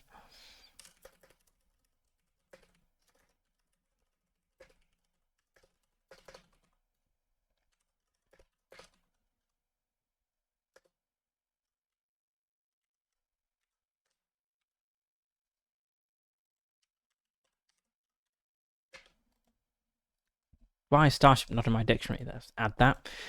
Starship and crew, or mercenaries, or whatever.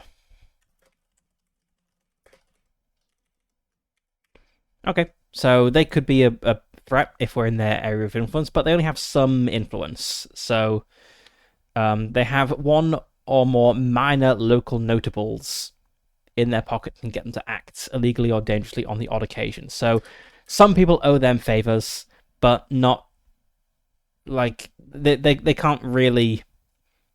Yeah, they don't really have. Yes, like the next tier up is having some influence such over powerful people, such as a mid-level planetary government official. So this person only has like a very local influence.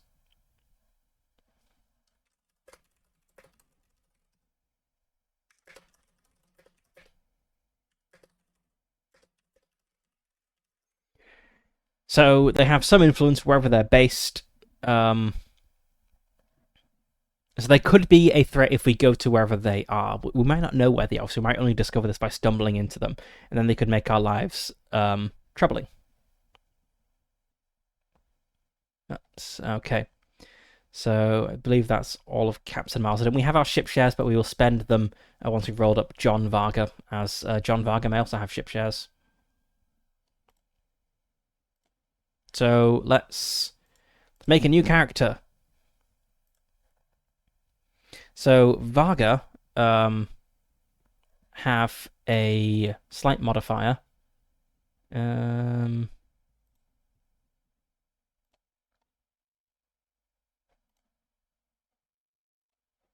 yep. Varga have a slight modifier to their characteristics. Where is that described? I think it's like, oh, is it not? Okay, yes. So we have prisoner. Here we go, Varga. All right. They have strength -1, dex +1, endurance -1. Let's just copy this over over here for now. We'll refer to this later. Okay. Traveler creation. Right, let's roll up our 6 characteristics and think about where to put these, given that we have our modifiers as well.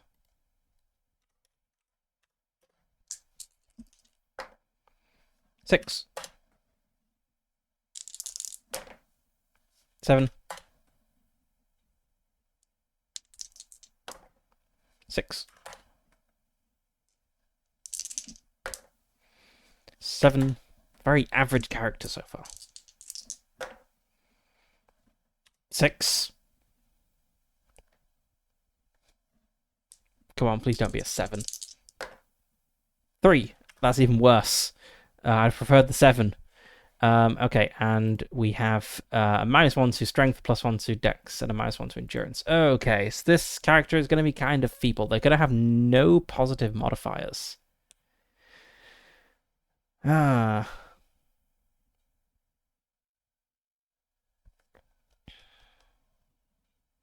I'm going to redo that. I think a character with no positive modifiers is not fun. But I'll stick with the second I roll up.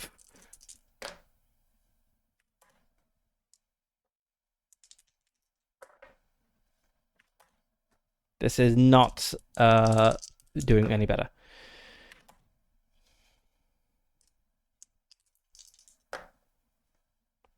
Oh, an 8. Wow, the lofty heights of an 8. And a 9. Okay. That's slightly better. We have 1 positive modifier here, but we also have 1 negative modifier here. Actually, what is the 4 at? The 4 is a -1, and the 9 is a +1. Our modifiers average out to 0. Great. Okay. And yes. Okay. So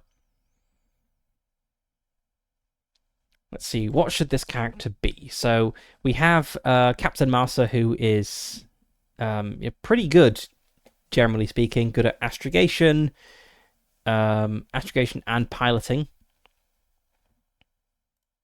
John Varga,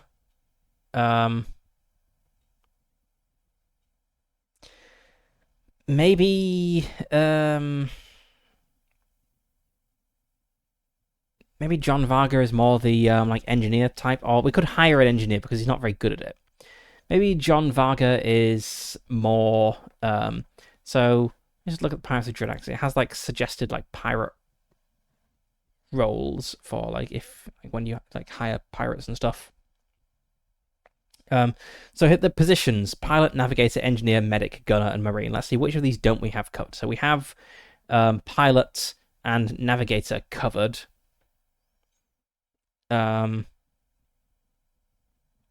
So we're missing an engineer, medic, gunner, and marine. I think this person is not going to be a marine because they, for a marine you want someone tough and strong, and this guy's not going to be good at combat. He wouldn't be bad, but he wouldn't be good either. Engineer is probably the most important one we're missing. Let's see. Captain Massa are they good at electronics? No, so we have mechanic 0, and that's kind of bad. But yeah, we don't have engineer or electronics, both of which are very important skills. So John Varga, I think I want them to be an engineer, and then I'll probably hire a gunner and a marine when we get started. So if John Varga is going to be a engineer or a mechanic, let's have a look at some skills here. I think it's mostly education. Let's double check. So engineer. Okay, electronics and engineer. Comms. Looks to be mostly education. Jamming comms signals is int. They could want to do that. Computers, int or edu. Okay, maybe it is int for electronics. Yep, sensors, making a detailed sensor scan, that's int or edu. Analyzing sensor data is int. Okay, engineer, let's have a look. Yep, the M drive stuff looks like int. The J drive is edu. Okay. Life support is edu. Power is int for monitoring power. Okay, so int and edu both look useful, but int maybe a bit more so. So I'm going to put this 9 in int, and I'm going to put an 8 in edu.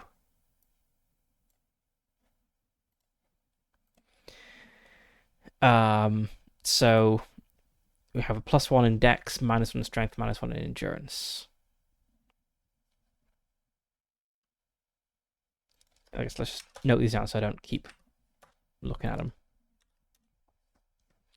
So we have strength, dex, end, and sock. I think we don't care about sock at all. Sock can be 4 for this guy. He's a complete outcast. Everyone hates him.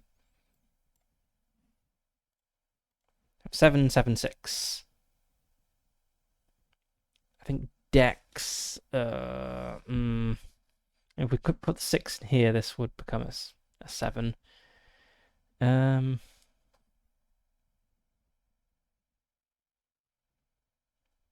Yeah, I mean for the negative ones, I think I want to put the 7 in because then that'll become a 6, and it's at least not truly awful. And then for dex, I'll put the 6 in, which will bump it up to a 7. So yeah, he's not very good at anything, really. He's kind of decently intelligent. Well, a little bit smarter than your average guy, but not hugely so. A little bit more educated than your average guy, but again, like not enough to really give a bonus in situations. So not good. Not terrible. Okay. All right, we have an education modifier of 0, so we'll get 3 background skills. I think we want electronics. Mechanic, and let's go for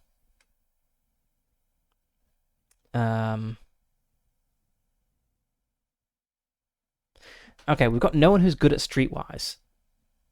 Streetwise could be useful, though Streetwise commonly uses sock, which we've established our character is repulsive. So maybe, what if we put the 4 in strength? Oh, that would then become a 3. Yeah, no, I think that's too bad. Yeah.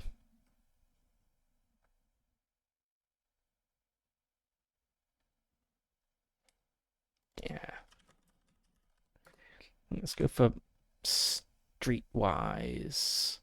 Because I'm thinking we need a character who is Streetwise so that we can find like criminals that we might want to deal with, fences to take on our stolen goods, and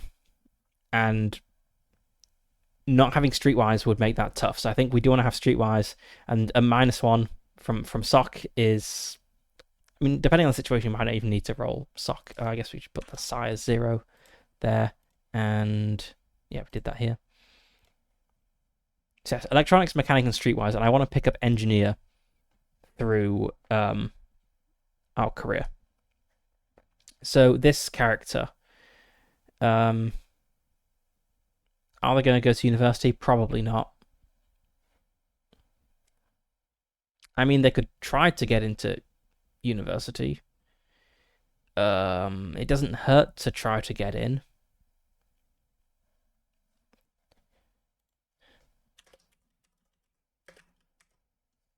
Sure, let's try to get into university.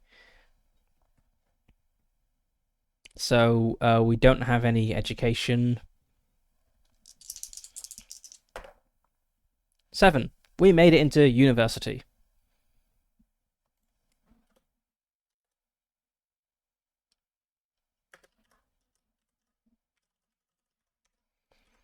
Alright, so we choose a level 0 and level 1 skill from this list. Engineer, yes. And let's see. Admin, advocate, animals, arts, astrogation, electronics, engineer, language, medic, navigation, profession, or science. I think maybe we'll go for engineer 1.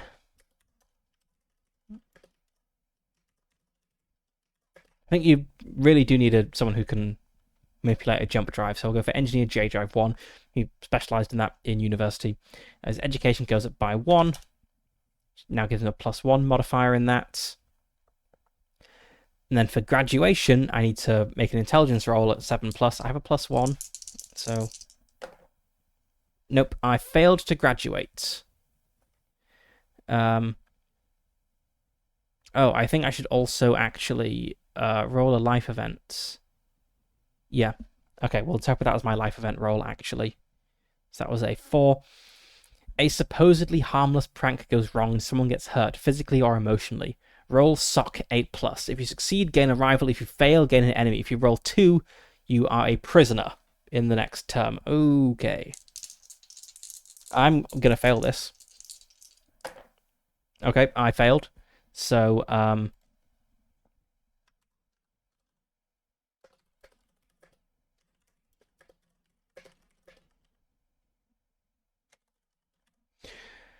okay,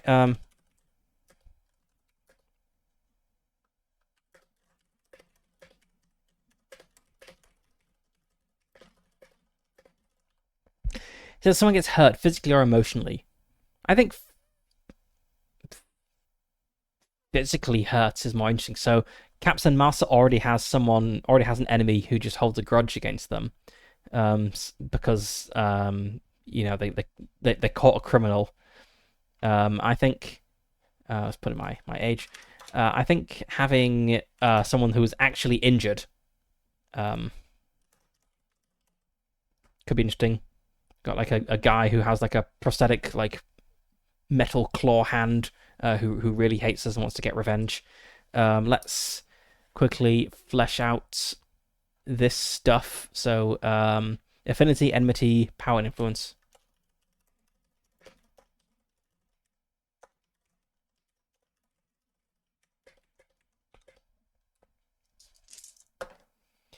Eight, which becomes a -3. So they don't quite hate us as much as Master's enemy. Okay, so negatively inclined. Oh, well, very negatively inclined. Will go to some trouble to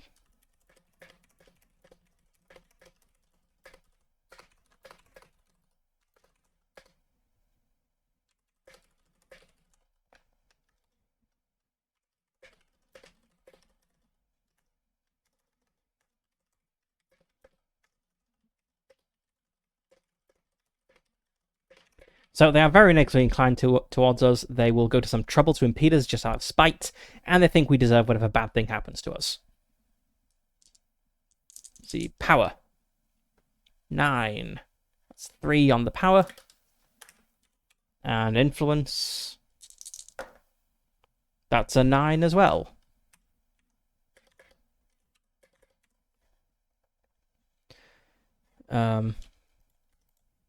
Okay, power 3. Moderately powerful. They have access to significant assets such as a mercenary unit or a modest-sized business.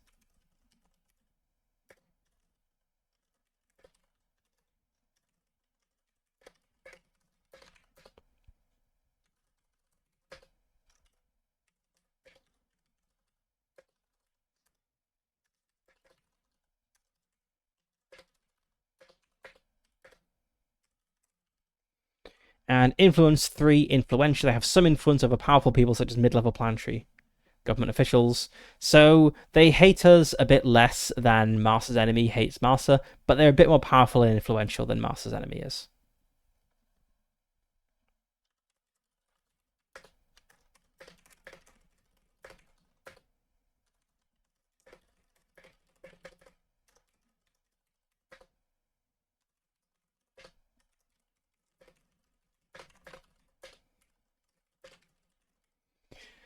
So if they have, maybe they like own a business, like quite a successful business, which gives them influence over, um, or maybe they like operate part of the starport or something. I don't know. But yeah, they could be a problem. Okay, right. So that was our event. Now let's roll for graduation. So this is int 7 plus. We got an 11. We graduate with honors.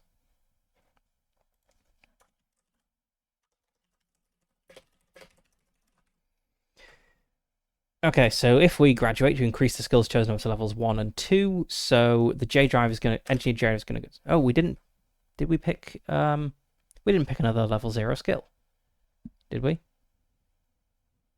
My background skills were electronics, mechanic, and streetwise. I picked engineer J drive as my level 1 skill. I didn't pick a level 0 skill.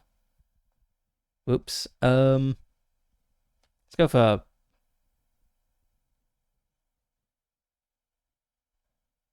admin. So I'll go up to admin 1. We have J drive 2. Increase edgy by an additional +2. Okay, 11 education. Graduation grants a +2 to qualify for the agent, army, citizen, so a bunch of careers, and allows a commission role to be taken if you're going to the military. Okay. I don't think we want to go into the military because, well, I suppose we want to,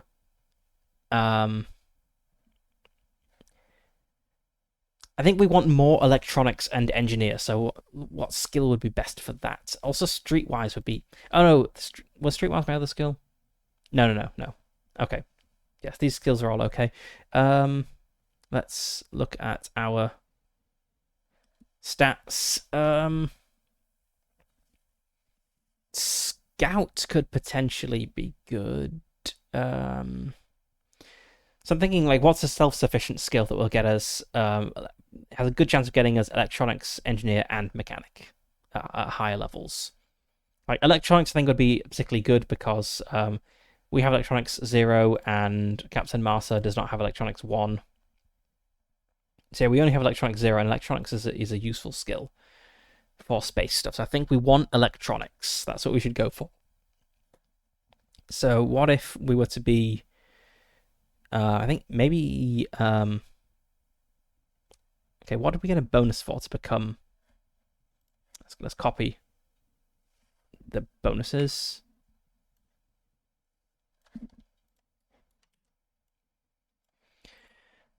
Okay, so scouts, perhaps. I was thinking, like, maybe merchant could be useful because merchants... yeah, they're flying ships around doing stuff, but we'll get the benefit for the scouts here. Scholar, I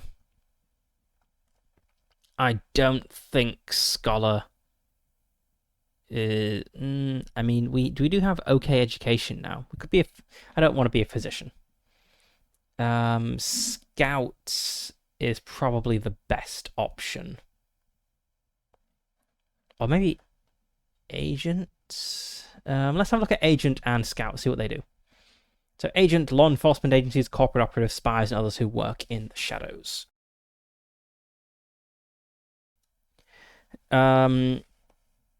We could get streetwise, investigate electronic computers, electronics comms, if we go into intelligence, investigation. Okay, this is pretty good for living a like skulking parity life. It's all based on intelligence and endurance.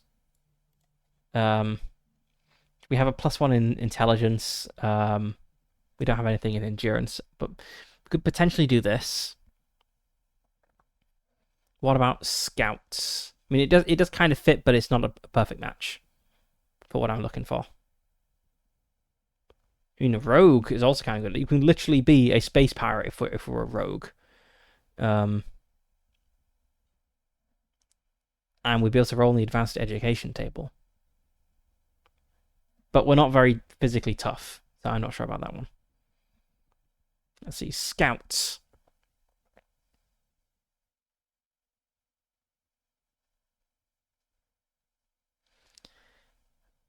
So we can get electronics here and engineer, but it overlaps a lot with our navy stuff. Like we've got pilot and stuff.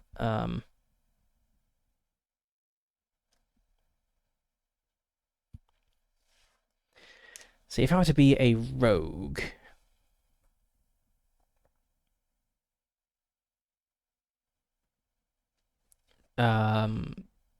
yeah, honestly, this could be a good option. Being a rogue, maybe maybe John Varga, he like was a member of another pirate's crew, ended up on Drinax somehow. We can work that out later. And King Oleb is like you're just what we need. Captain, I've got Massa here, who's the right honorable such and such of whatever. Needs a lackey to go and do this piracy thing. Hmm. Actually, I'm kind of interested by agent. It also kind of fits. We do get a bonus to get into it. Um,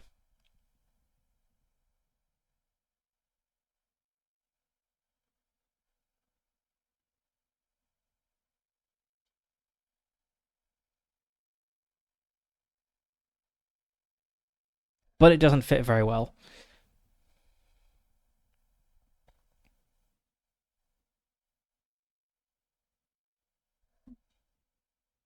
Actually, getting into the rogue career, that's based on dex and endurance and strength and stuff. That's not good. No. Maybe it is scout. Maybe scout is the way to go.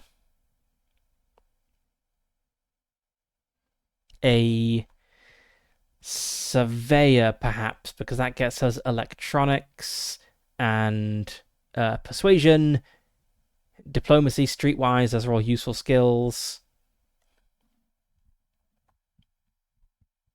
Um,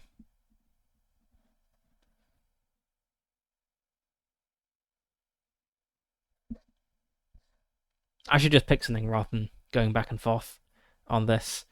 Sure. Let's be a what surveyor is based on endurance, which I'm not great at. Um, and int, which I yeah.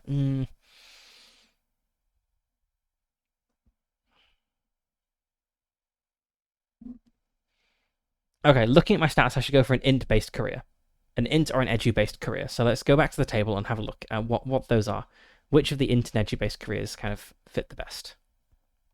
So agent is int based. Citizen is edu based. Entertainer, that doesn't really fit, I don't think. Merchant, I said merchant could be useful. Let's go have a look at merchant. What skills can I get from a merchant? Engineer, electronics, astrogation, steward, streetwise, deception. Yeah, okay. I think being a free. Oh, that's a dex-based skill though. Dex-based career. Okay, I'm gonna go for broker. I'm gonna be a merchant broker. I think that fits. It is education based with intelligence for advancement, so those are both things I'm good at. And being a broker would be good for piracy stuff. Broker, streetwise, deception, persuade, those are all good. For the advanced education, I've got electronics. and stuff. Got streetwise, personal development. Yes, I think a broker makes sense. So I'm going to try that. So I've done university. I'm now 22.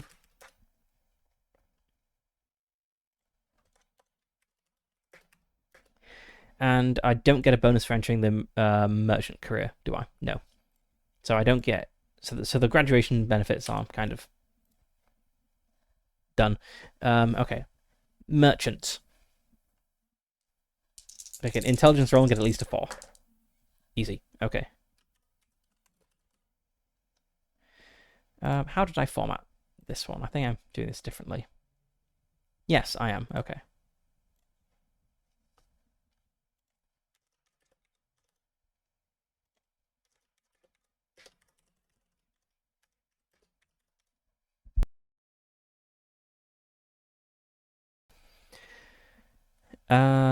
Okay, so yes, I'm a rank 0 broker.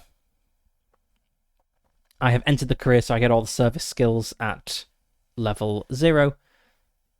So drive at 0, vac suit at 0.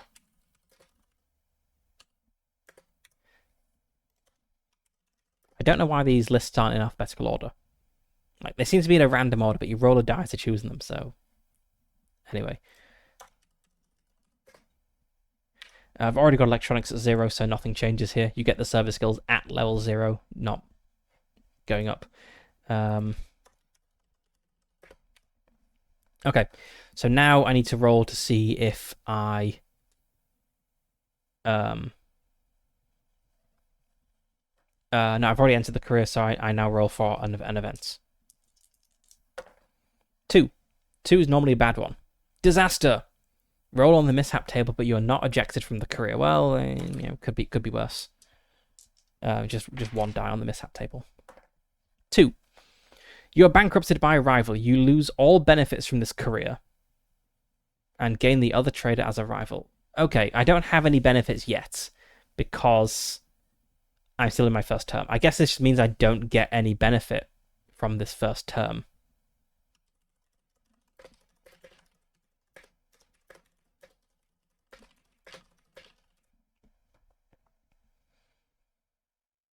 Okay, but I only have a rival.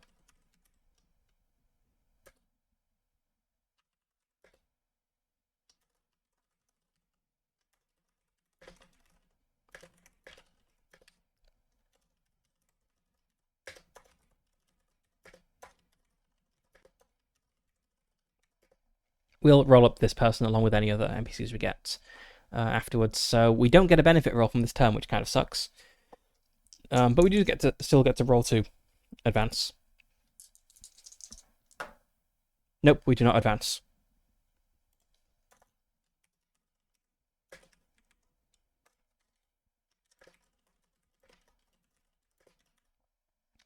All right, roll on a skill table. I'm going to roll on the broker table. 1, admin. I have admin 2. We're good at paperwork. Roll for survival. That's 5. Yes. Okay, we just scraped through. Roll for an event. 7. That's a life event. Roll on the life events table. Let's go find that. It's back here somewhere.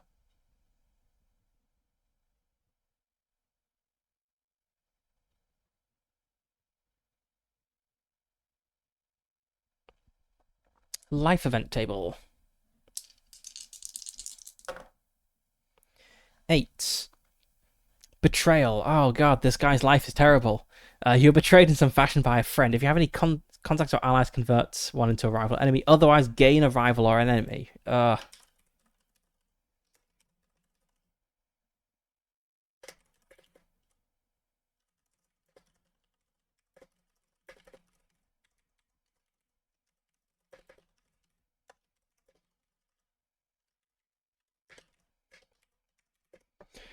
So I've got a second rival.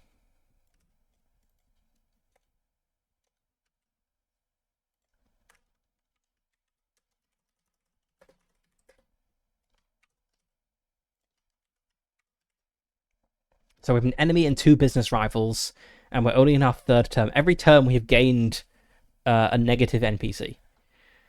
Okay. Now we need to roll to see if we advance. We do.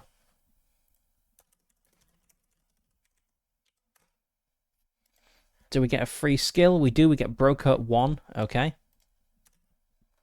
And we get to roll on a table to see what we get. I'm going to roll on the Broker table. 3. That is Broker. Okay, so I've got Broker 2. Okay, so that was term 3. So we're a little behind. We got 18 to 22 was university, then to 26 was term 1. Sorry, term 2 rather, and now we're 30. Let's go for another term.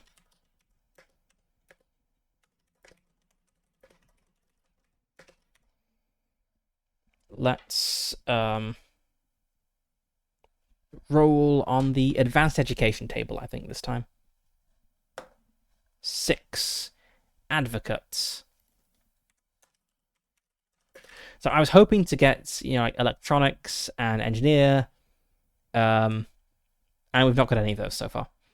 Well, from our job. We got engineer from university, but yeah. Survival.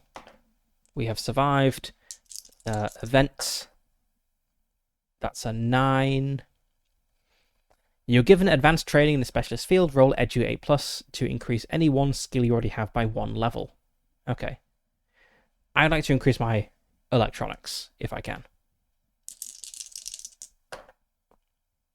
That's 7.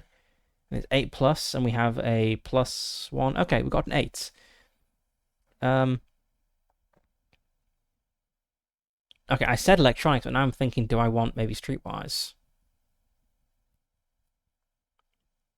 No, I think electronics. And electronics has specialists. I think I want electronics sensors.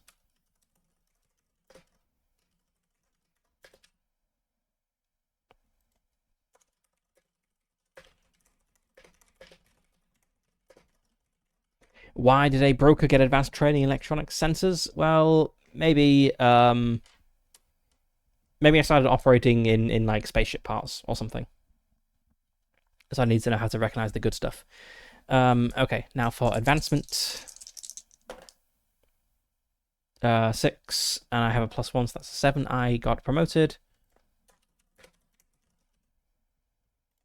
Broker 2. Don't get a new skill there, but I do get to roll on. Let's go for the broker table again. 1. Admin. Oh my god. I don't need to be so good at paperwork. Okay, so that brings me to 34. So I need to make an aging roll. This is 2d6 -4. That's fine. It's only it's like 0 or below that it starts being bad. I'm gonna keep going. I think I'm gonna do 1 more term.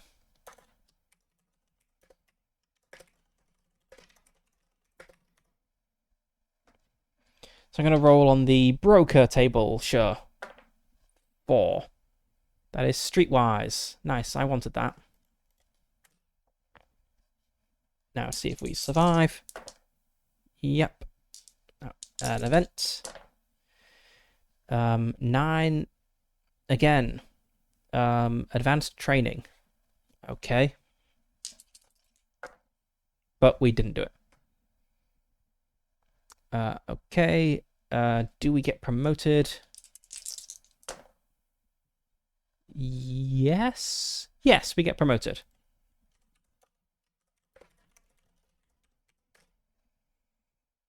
And for our... Do we get anything for being a broker? 3, we get Streetwise 1. We've already got Streetwise 1. That's annoying. I'm going to roll for personal development. 2. Dex +1. Still no positive modifier, but I'm a bit less weedy now. And I think we will muster out here, so we need to roll for aging. So on -5 on this roll. We're still good. 38.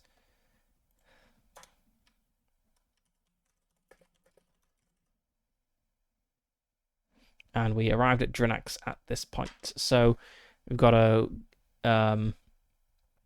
roll for benefits. How many benefit rolls do we get here? So we got to rank 3, which means +2.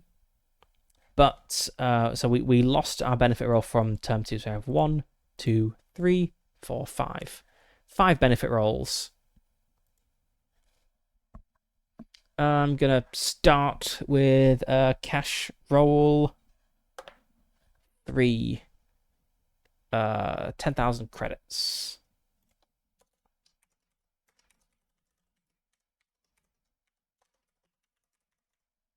Let's go for a benefit. 2. Int +1.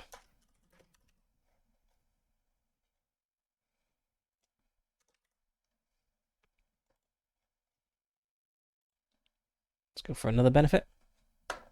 6. A free trader. My own spaceship. Okay. I mean, I don't get a spaceship because we get provided one. What does it suggest here?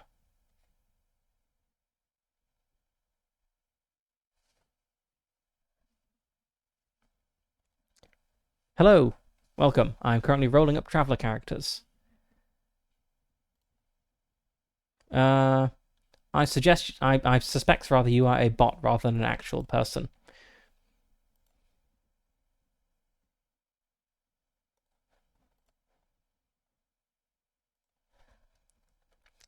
What's 1 + 1?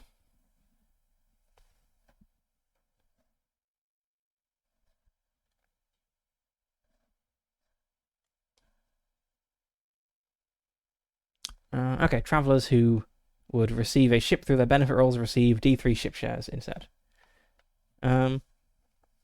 Okay, let's see, ship shares.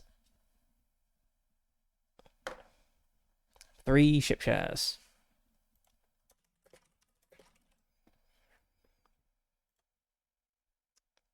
Let's roll another benefit. That is education +1.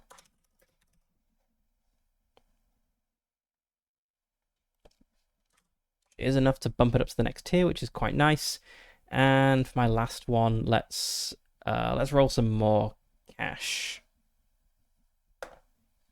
5. That's 20,000 credits. Okay, so I have 30,000 credits and 3 ship shares.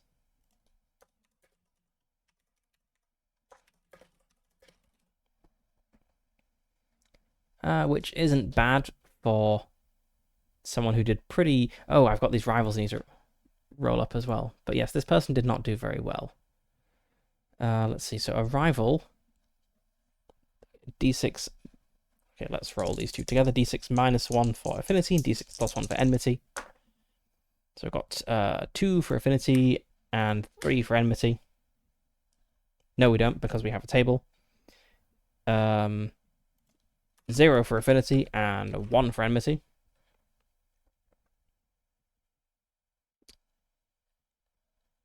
Okay, they don't really care about us, but they're vaguely mistrustful.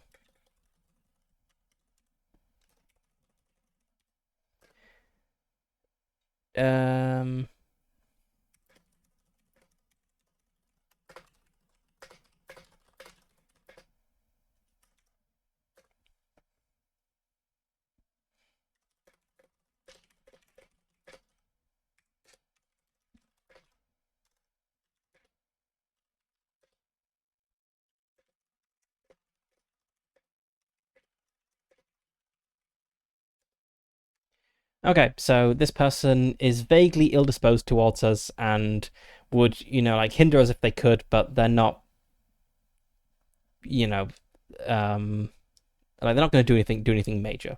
They're not a super strong rival, I suppose. Let's see, power. We have 6, which is 1. So they're not very powerful either. And influence, that's 5. That's also that's 0. So they're not influential at all. Very okay.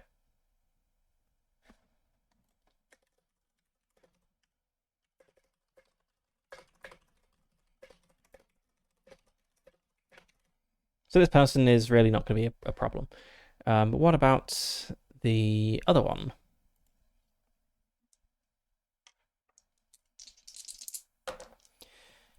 Okay, so we have 5 for affinity, and what is this? No, we have 2 for affinity and 0 for enmity.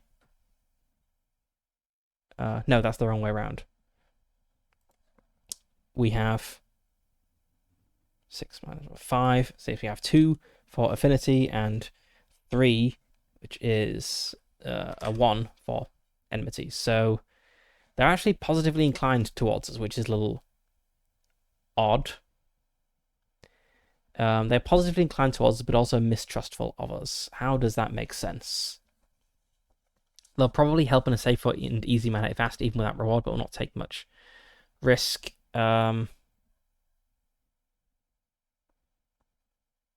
Maybe this person is kind of a coward. Maybe they like feel bad about screwing us over early in our career, and so like if we like directly go to them and ask them for something, they'll kind of feel pressured to do it, but they'll try to like backstab us if they can.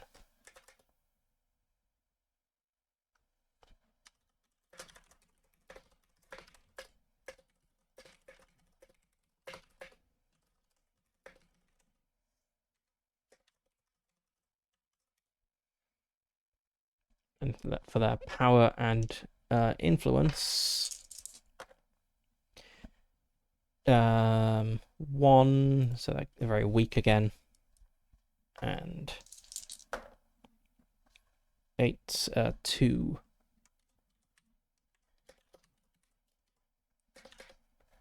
We can flesh these out into proper characters when they become relevant. Influence 2, some influence. Right, yes, this matches our previous guy.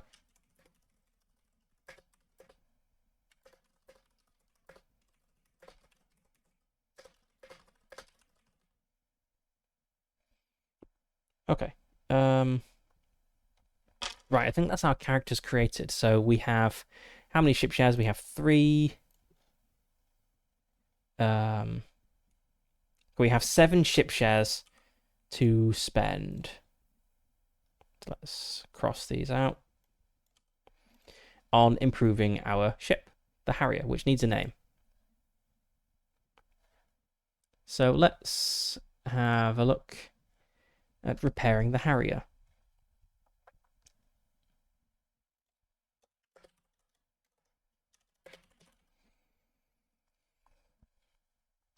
So the Harrier needs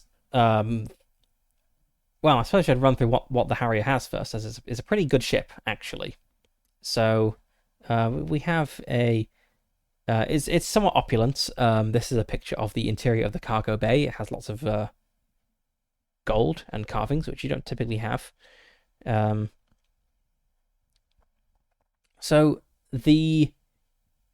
here we go. Here's a nice picture of the Harrier. So the Kingdom of Drinax was this super rich, high-tech interstellar state which controlled, a bunch of worlds in, like this region. Now they only have 2 worlds, but they controlled a bunch around here. They were very rich, very decadent, very opulent, and that's kind of reflected in their ships. They're very high-tech, but also very highly decorated, which makes them quite expensive to run. And some of the nice things about the Harrier, so it is a 200-ton ship, which is kind of fairly like standard, smallish ship sized. You might have a 200-ton cargo ship, for instance, is operated by your players. The hull, however, it has good stealth technology, so it has a big penalty to attempts to detect it with sensors. It has like pretty good armor for a ship of its size. It's definitely a a raider, a kind of military ship, not just a trader. It has very good speed. It has thrust 6. That's capable of outmaneuvering most similarly sized ships. It has jump 2. So on this map, as I said earlier, each hex is 1 parsec. The Harrier can jump 2 hexes at a time. So that's useful because so we have here like a bunch of worlds all like connected that you can move between just by jumping from hex to hex. But we have some which they have gaps between them, right? You can't really get out of this cluster without crossing a gap. So if you want to get from Drinax to Clark, you've got to go through 2 hexes. And a jump 1 ship can't really do that because they can't jump over. They can't jump there in one go. They have to do it in 2 separate jumps. So they have to go like to here and to here. But that means landing in an empty hex of space.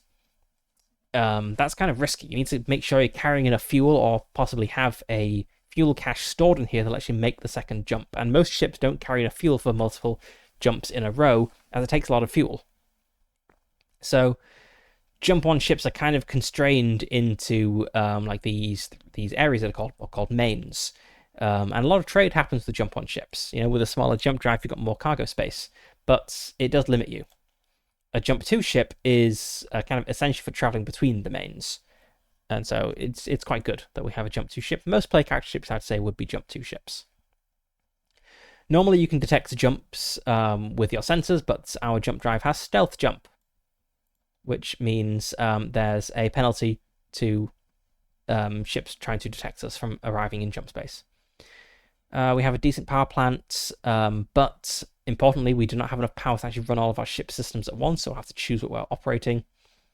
We've got pretty standard fuel tanks, so enough for a jump and 4 weeks of operation. We have pretty good sensors. So we have advanced sensors along with military countermeasures, which means that we have all sorts of sensors. We have a densitometer, jammers, LiDAR, neural activity sensor, and radar. We get a bonus to comms and sensor checks, and a really big bonus to jamming and electronic warfare. So that's quite nice. We have 2 weapons. We have a particle barbette and a missile turret. However, the missile turret is inoperable because the ship is damaged. That's the thing we might want to repair. We have some decent ship systems. So it has a cargo scoop, which means it can pick up things in space. It has a fuel processor, so it can actually produce like fuel by skimming the atmosphere of a gas giant. It has a holographic hull, so the hull can be like disguised to look differently, although I believe that is damaged. And it has space for a lot of crew, actually. It has space for 16 crew members. It has 8 double occupancy staterooms. You can tell they're double occupancy because there's little bunk beds on the map. It has 8 low berths, which are cryopods that you freeze people in. Which generally you don't really want to spend time in a cryopod. It's risky, you might die. They're good for like prisoners, pretty much. So it is a pretty good ship. The downside is it has very little cargo space, only 29.7 tons, which is not much if you consider that we're supposed to be building up wealth by piracy. We'll have to go after high value targets for that. But we have stuff to repair, so let's go back to repairing it.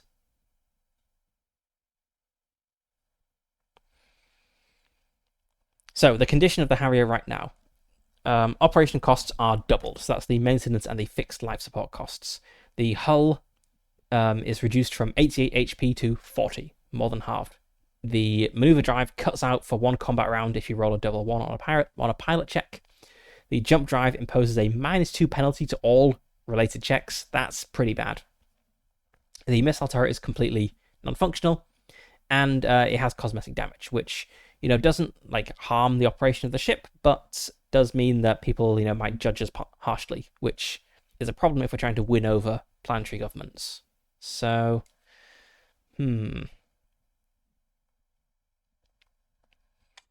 7 ship shares, and it says somewhere that we can use ship shares. Yes, travelers with ship shares can spend them on fixing the ship. So The kind of system in the Traveler Companion here, not Traveler Companion, the Drinax Companion is we have repair units, which come in three types: technical, cosmetic, and structural. One ship share can be used to buy one structural or one technical repair unit, or 2d6 cosmetic repair units, because cosmetic repairs are much easier, much cheaper, whereas technical and structural repair units actually fix the problems with the ship rather than to make it look nicer. So probably going to go for the technical and structural ones rather than cosmetic. We could make it look nice later. Getting it functional is important, and I think,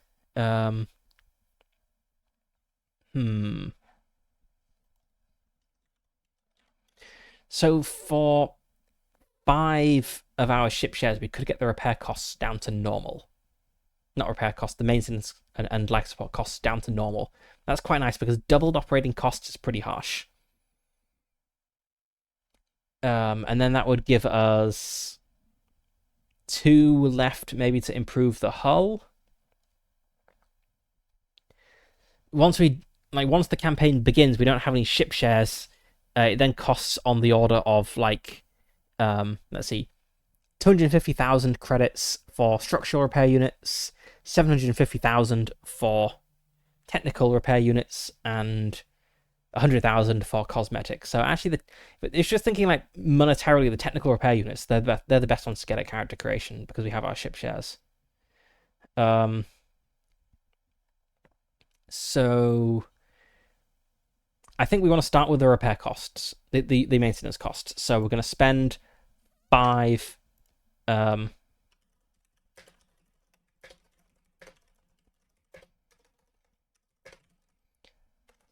So we've got 2 ship shares left. And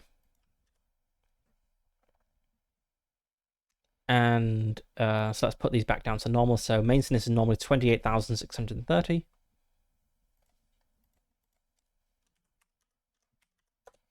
And life support is normally 24,000. I've got this right. 28,630. Yes, and life support is normally 24,800. So we need to pull in a lot less money to keep the ship operational and to pay, because that'll be good because we need to pay our crew. We'll need to pay King Oleb a tithe on the treasure. We'll need to divide loot amongst our crew. 2 repair units left. So improving the hull. We can improve the hull by 4d6 points. We could partially fix the jump drive. So the jump drive, if you put in 1 technical repair unit, we can reduce it to a -1 penalty. But we'll need another d3 to get rid of the penalty entirely. The ventral hardpoints, the turret. So we can put in 1 structural, 1 technical repair unit to get our turret operational. The turrets are good. There isn't a bad choice here. They're all good things to fix. Like the only obviously bad choice in character creation would be the cosmetic repairs, because those just make the ship look nice and make NPCs like it more. They don't actually make it easier to be a pirate. The maneuver drive I'm least concerned about, because cutting up for a combat round is not really a problem unless we're getting into unless we're dogfighting, which we hopefully shouldn't be. We should be intimidating people and forcing them to surrender from a distance. The jump drive, so let's see. So we have a -2 on our jump drive rolls. What about what positive bonus do we have? So we'd have a plus there, so it would actually cancel out. So the jump drive is maybe less critical. So I think it's either the ventral hardpoint or the hull. Offense or defense, which do I think is most important? Again, if we're thinking like monetarily, the hull is cheaper because it's only structural repair units. Whereas the eventual hardpoint, we could get rid of one, we could pay off one of these technical repair units. Um, hmm. I might. There isn't a bad choice here. No matter which one I go for, I'll regret not going for the other. Um, I think we don't really want to be getting in like prolonged fights. If someone shows a lot of fight, we should probably just leave them be. We want to intimidate people into submission, in which case having a functional missile turret is very useful. So I'm going to put my two remaining ship shares, my two remaining repair units in here. So what we can do now is we can fire in the frontal arc.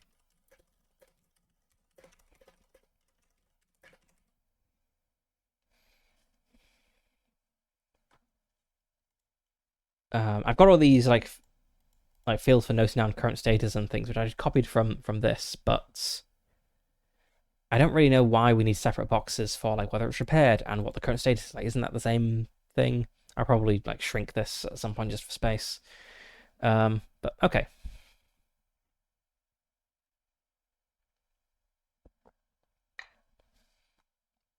Do I want to change this? Now is my last chance.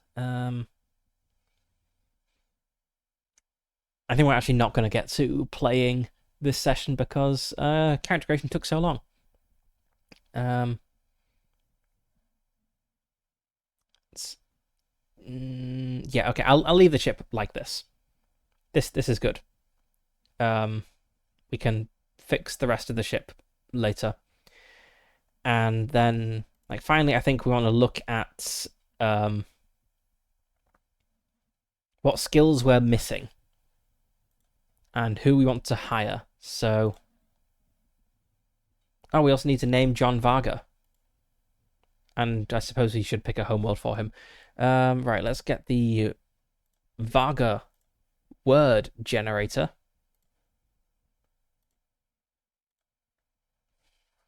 Varga names are completely incomprehensible to humans, and Varga pick a short human-friendly name to go by. So John may well be his short name. Yeah, because I mean, let's go with this one.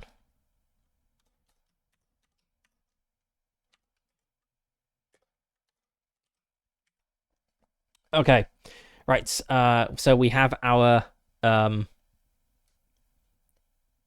engineer person, I suppose, called Ikuz Threads. He goes by John for short. Right, so yes, he is our broker and electronics sensor operator and engineer. He has mechanic 0. Captain Marsha has not Marsha, Marsa has mechanic 0. So who are we missing? We have pilots.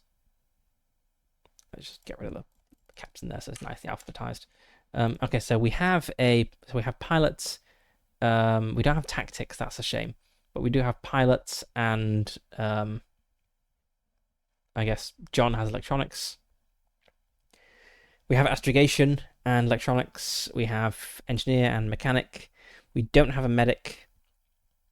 We don't have a gunner, and we don't have a marine. I think we want a I think we want a gunner. And maybe a marine as well.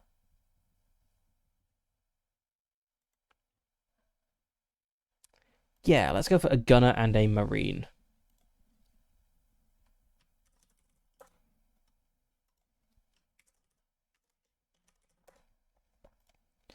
So these two are going to be. We also need to name the Harrier, which I guess we'll do in a moment. So we have a gunner and a marine. If they can be average crew members.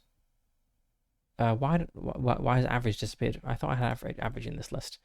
Let's add it. So an average is +1 and +0.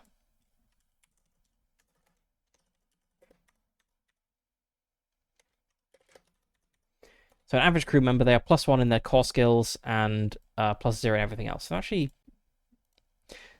we don't want to roll up full character sheets for our NPCs, so we just kind of simplify things. Ship share, not ship shares, treasure shares.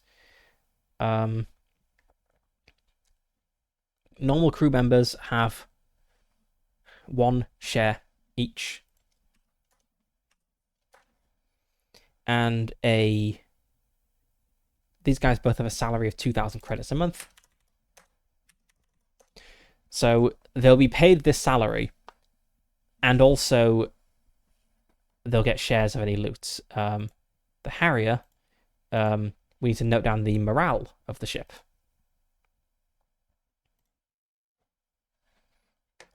Because they might decide to leave if morale is not good. So morale starts at 1d6 plus 1.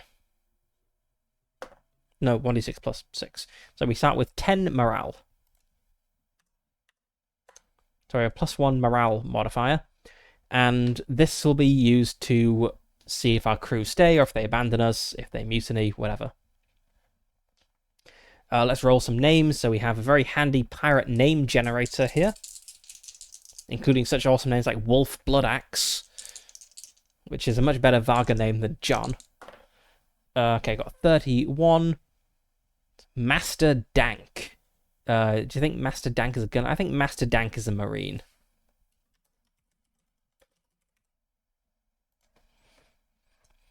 What quirks does Master Dank have? 22. He wants to be in charge. Okay.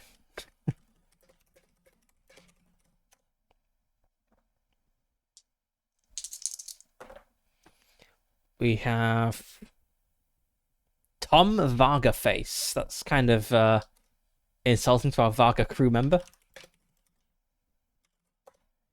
Master Dank and Tom Vargaface. Okay, and Tom Vargaface is ex-Imperial Navy. Okay, he might possibly be recognized at some point. That's a complication that could come up. Yeah, okay. So I've made a finances sheet here that has got the ship. So we don't have a mortgage on the Harrier, which is good. We have our maintenance and life support costs, which are now normal rather than doubled. And we have our crew member salaries. I've also got a bit of space just to note down any miscellaneous expenses we've got. Yes, we have our ships. We have our crew. Let's name our ship. I need a good spaceship name. And I think Marsa is going to suggest like a very like noble sounding name, like the Star Dragon or something. And John is going to suggest a much more down to earth or down to Drinax name. So let's see. Does the fancy name? Surely the fancy name generator site has a spaceship name. Space fleet names, but not about no spaceship names. Let's see. Surely there is a spaceship name generator. Yeah, it's on the fancy name generator site. I wonder why I couldn't see it in the menu.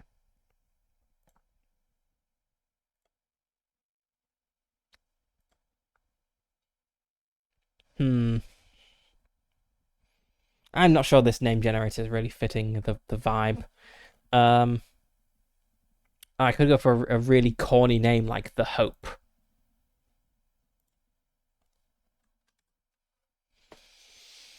Let's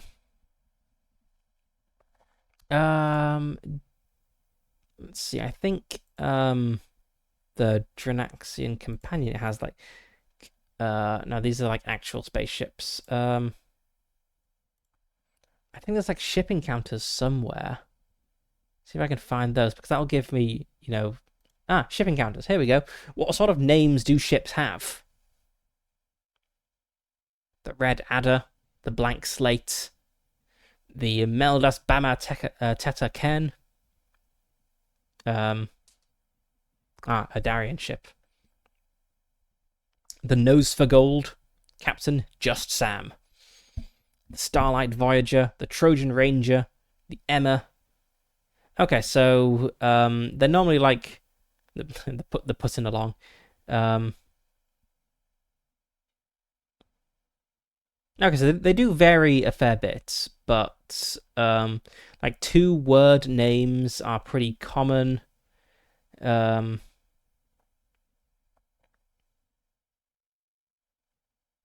and um, yeah, kind of like descriptive name. They're pretty common. So I guess like the something hope. Um,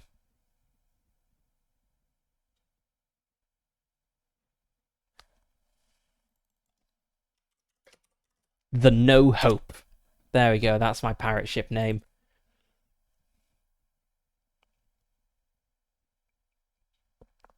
I could go for like culture ship style name, like and call it like a distinct lack of hope or something. But the No Hope I think works. Um, okay, let's see. Is there anything I want to do now? Um, I think I've kind of got everything. So yes, there isn't much time left in the stream, so I'm not going to start playing. Um, but we have our character. Oh, let's pick a home world. Let's have a quick look. Is there anything I'm missing for these guys other than he doesn't have any equipment yet. Okay, he needs a home world, and let's see.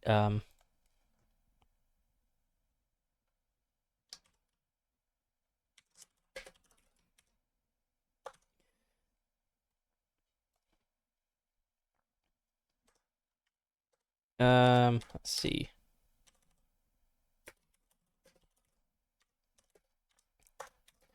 So next time, we want to, I guess, yeah, start the campaign. So we should intro the core NPCs.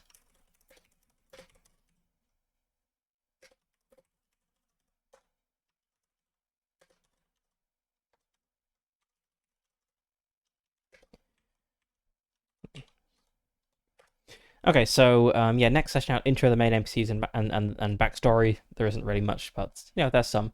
I'll do the first prize adventure. Um,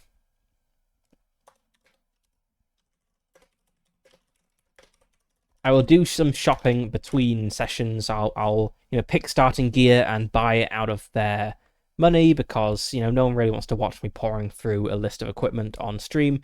So I'll sort that out for next time. But we should pick a world for John. Where is John from?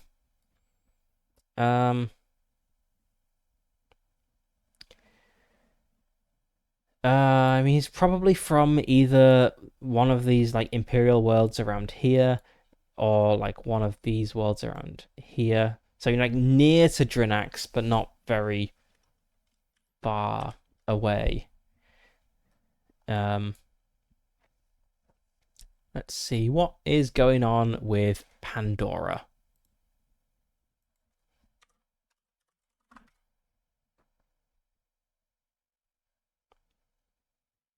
Okay, it's on the main trade routes, the main Imperium Hyrate trade routes.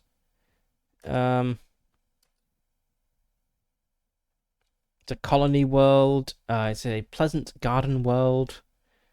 Um, it has the star emits dangerous solar flares from time to time. So there are colonists on there, but not very many. Do we have like a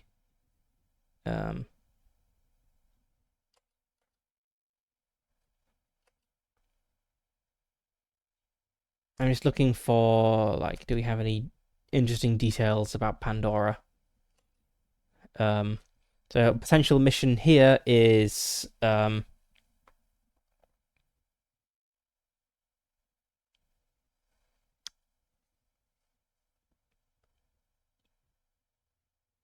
planting evidence that the previous colony on Pandora was actually wiped out by ancient bioweapons rather than by um, solar flares to make people think, hey, maybe the star here isn't so dangerous after all. I mean, that doesn't sound amazing, but I suppose it's the potential mission here. I mean, there isn't really much need to like massively overthink this. We could just say our guy is from Pandora. It ended up in Drinax for whatever reason. Yeah, let's say it's from Pandora.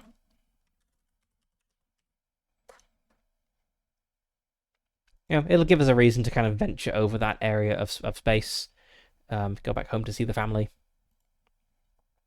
Okay, so we've got believe everything filled out here, other than equipment, which I'll do between sessions. Masa, yep, that's all okay.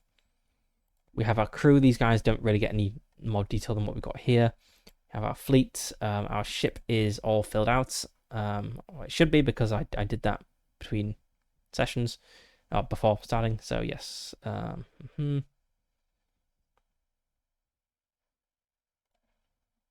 Monthly finances, nothing to do here. Assets, we don't have any assets, factions, or port relation. I guess we should put in a bit of a note here.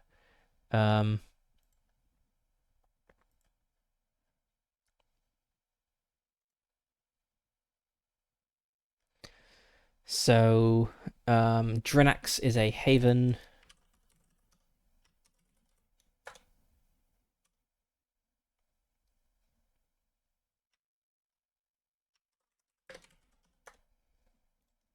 Yep. Nothing on the piracy response, and not really notes here. Yeah. All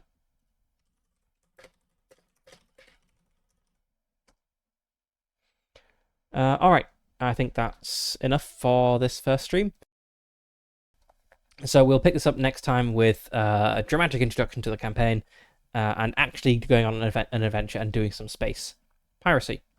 So, right, that's it. Thank you for watching, and we have a video game stream tomorrow.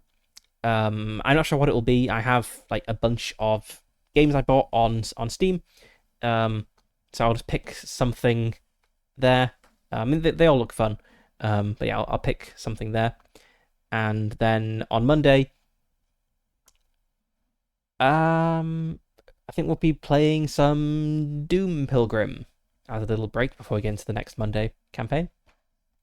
So, thanks for watching, and I will see you next time.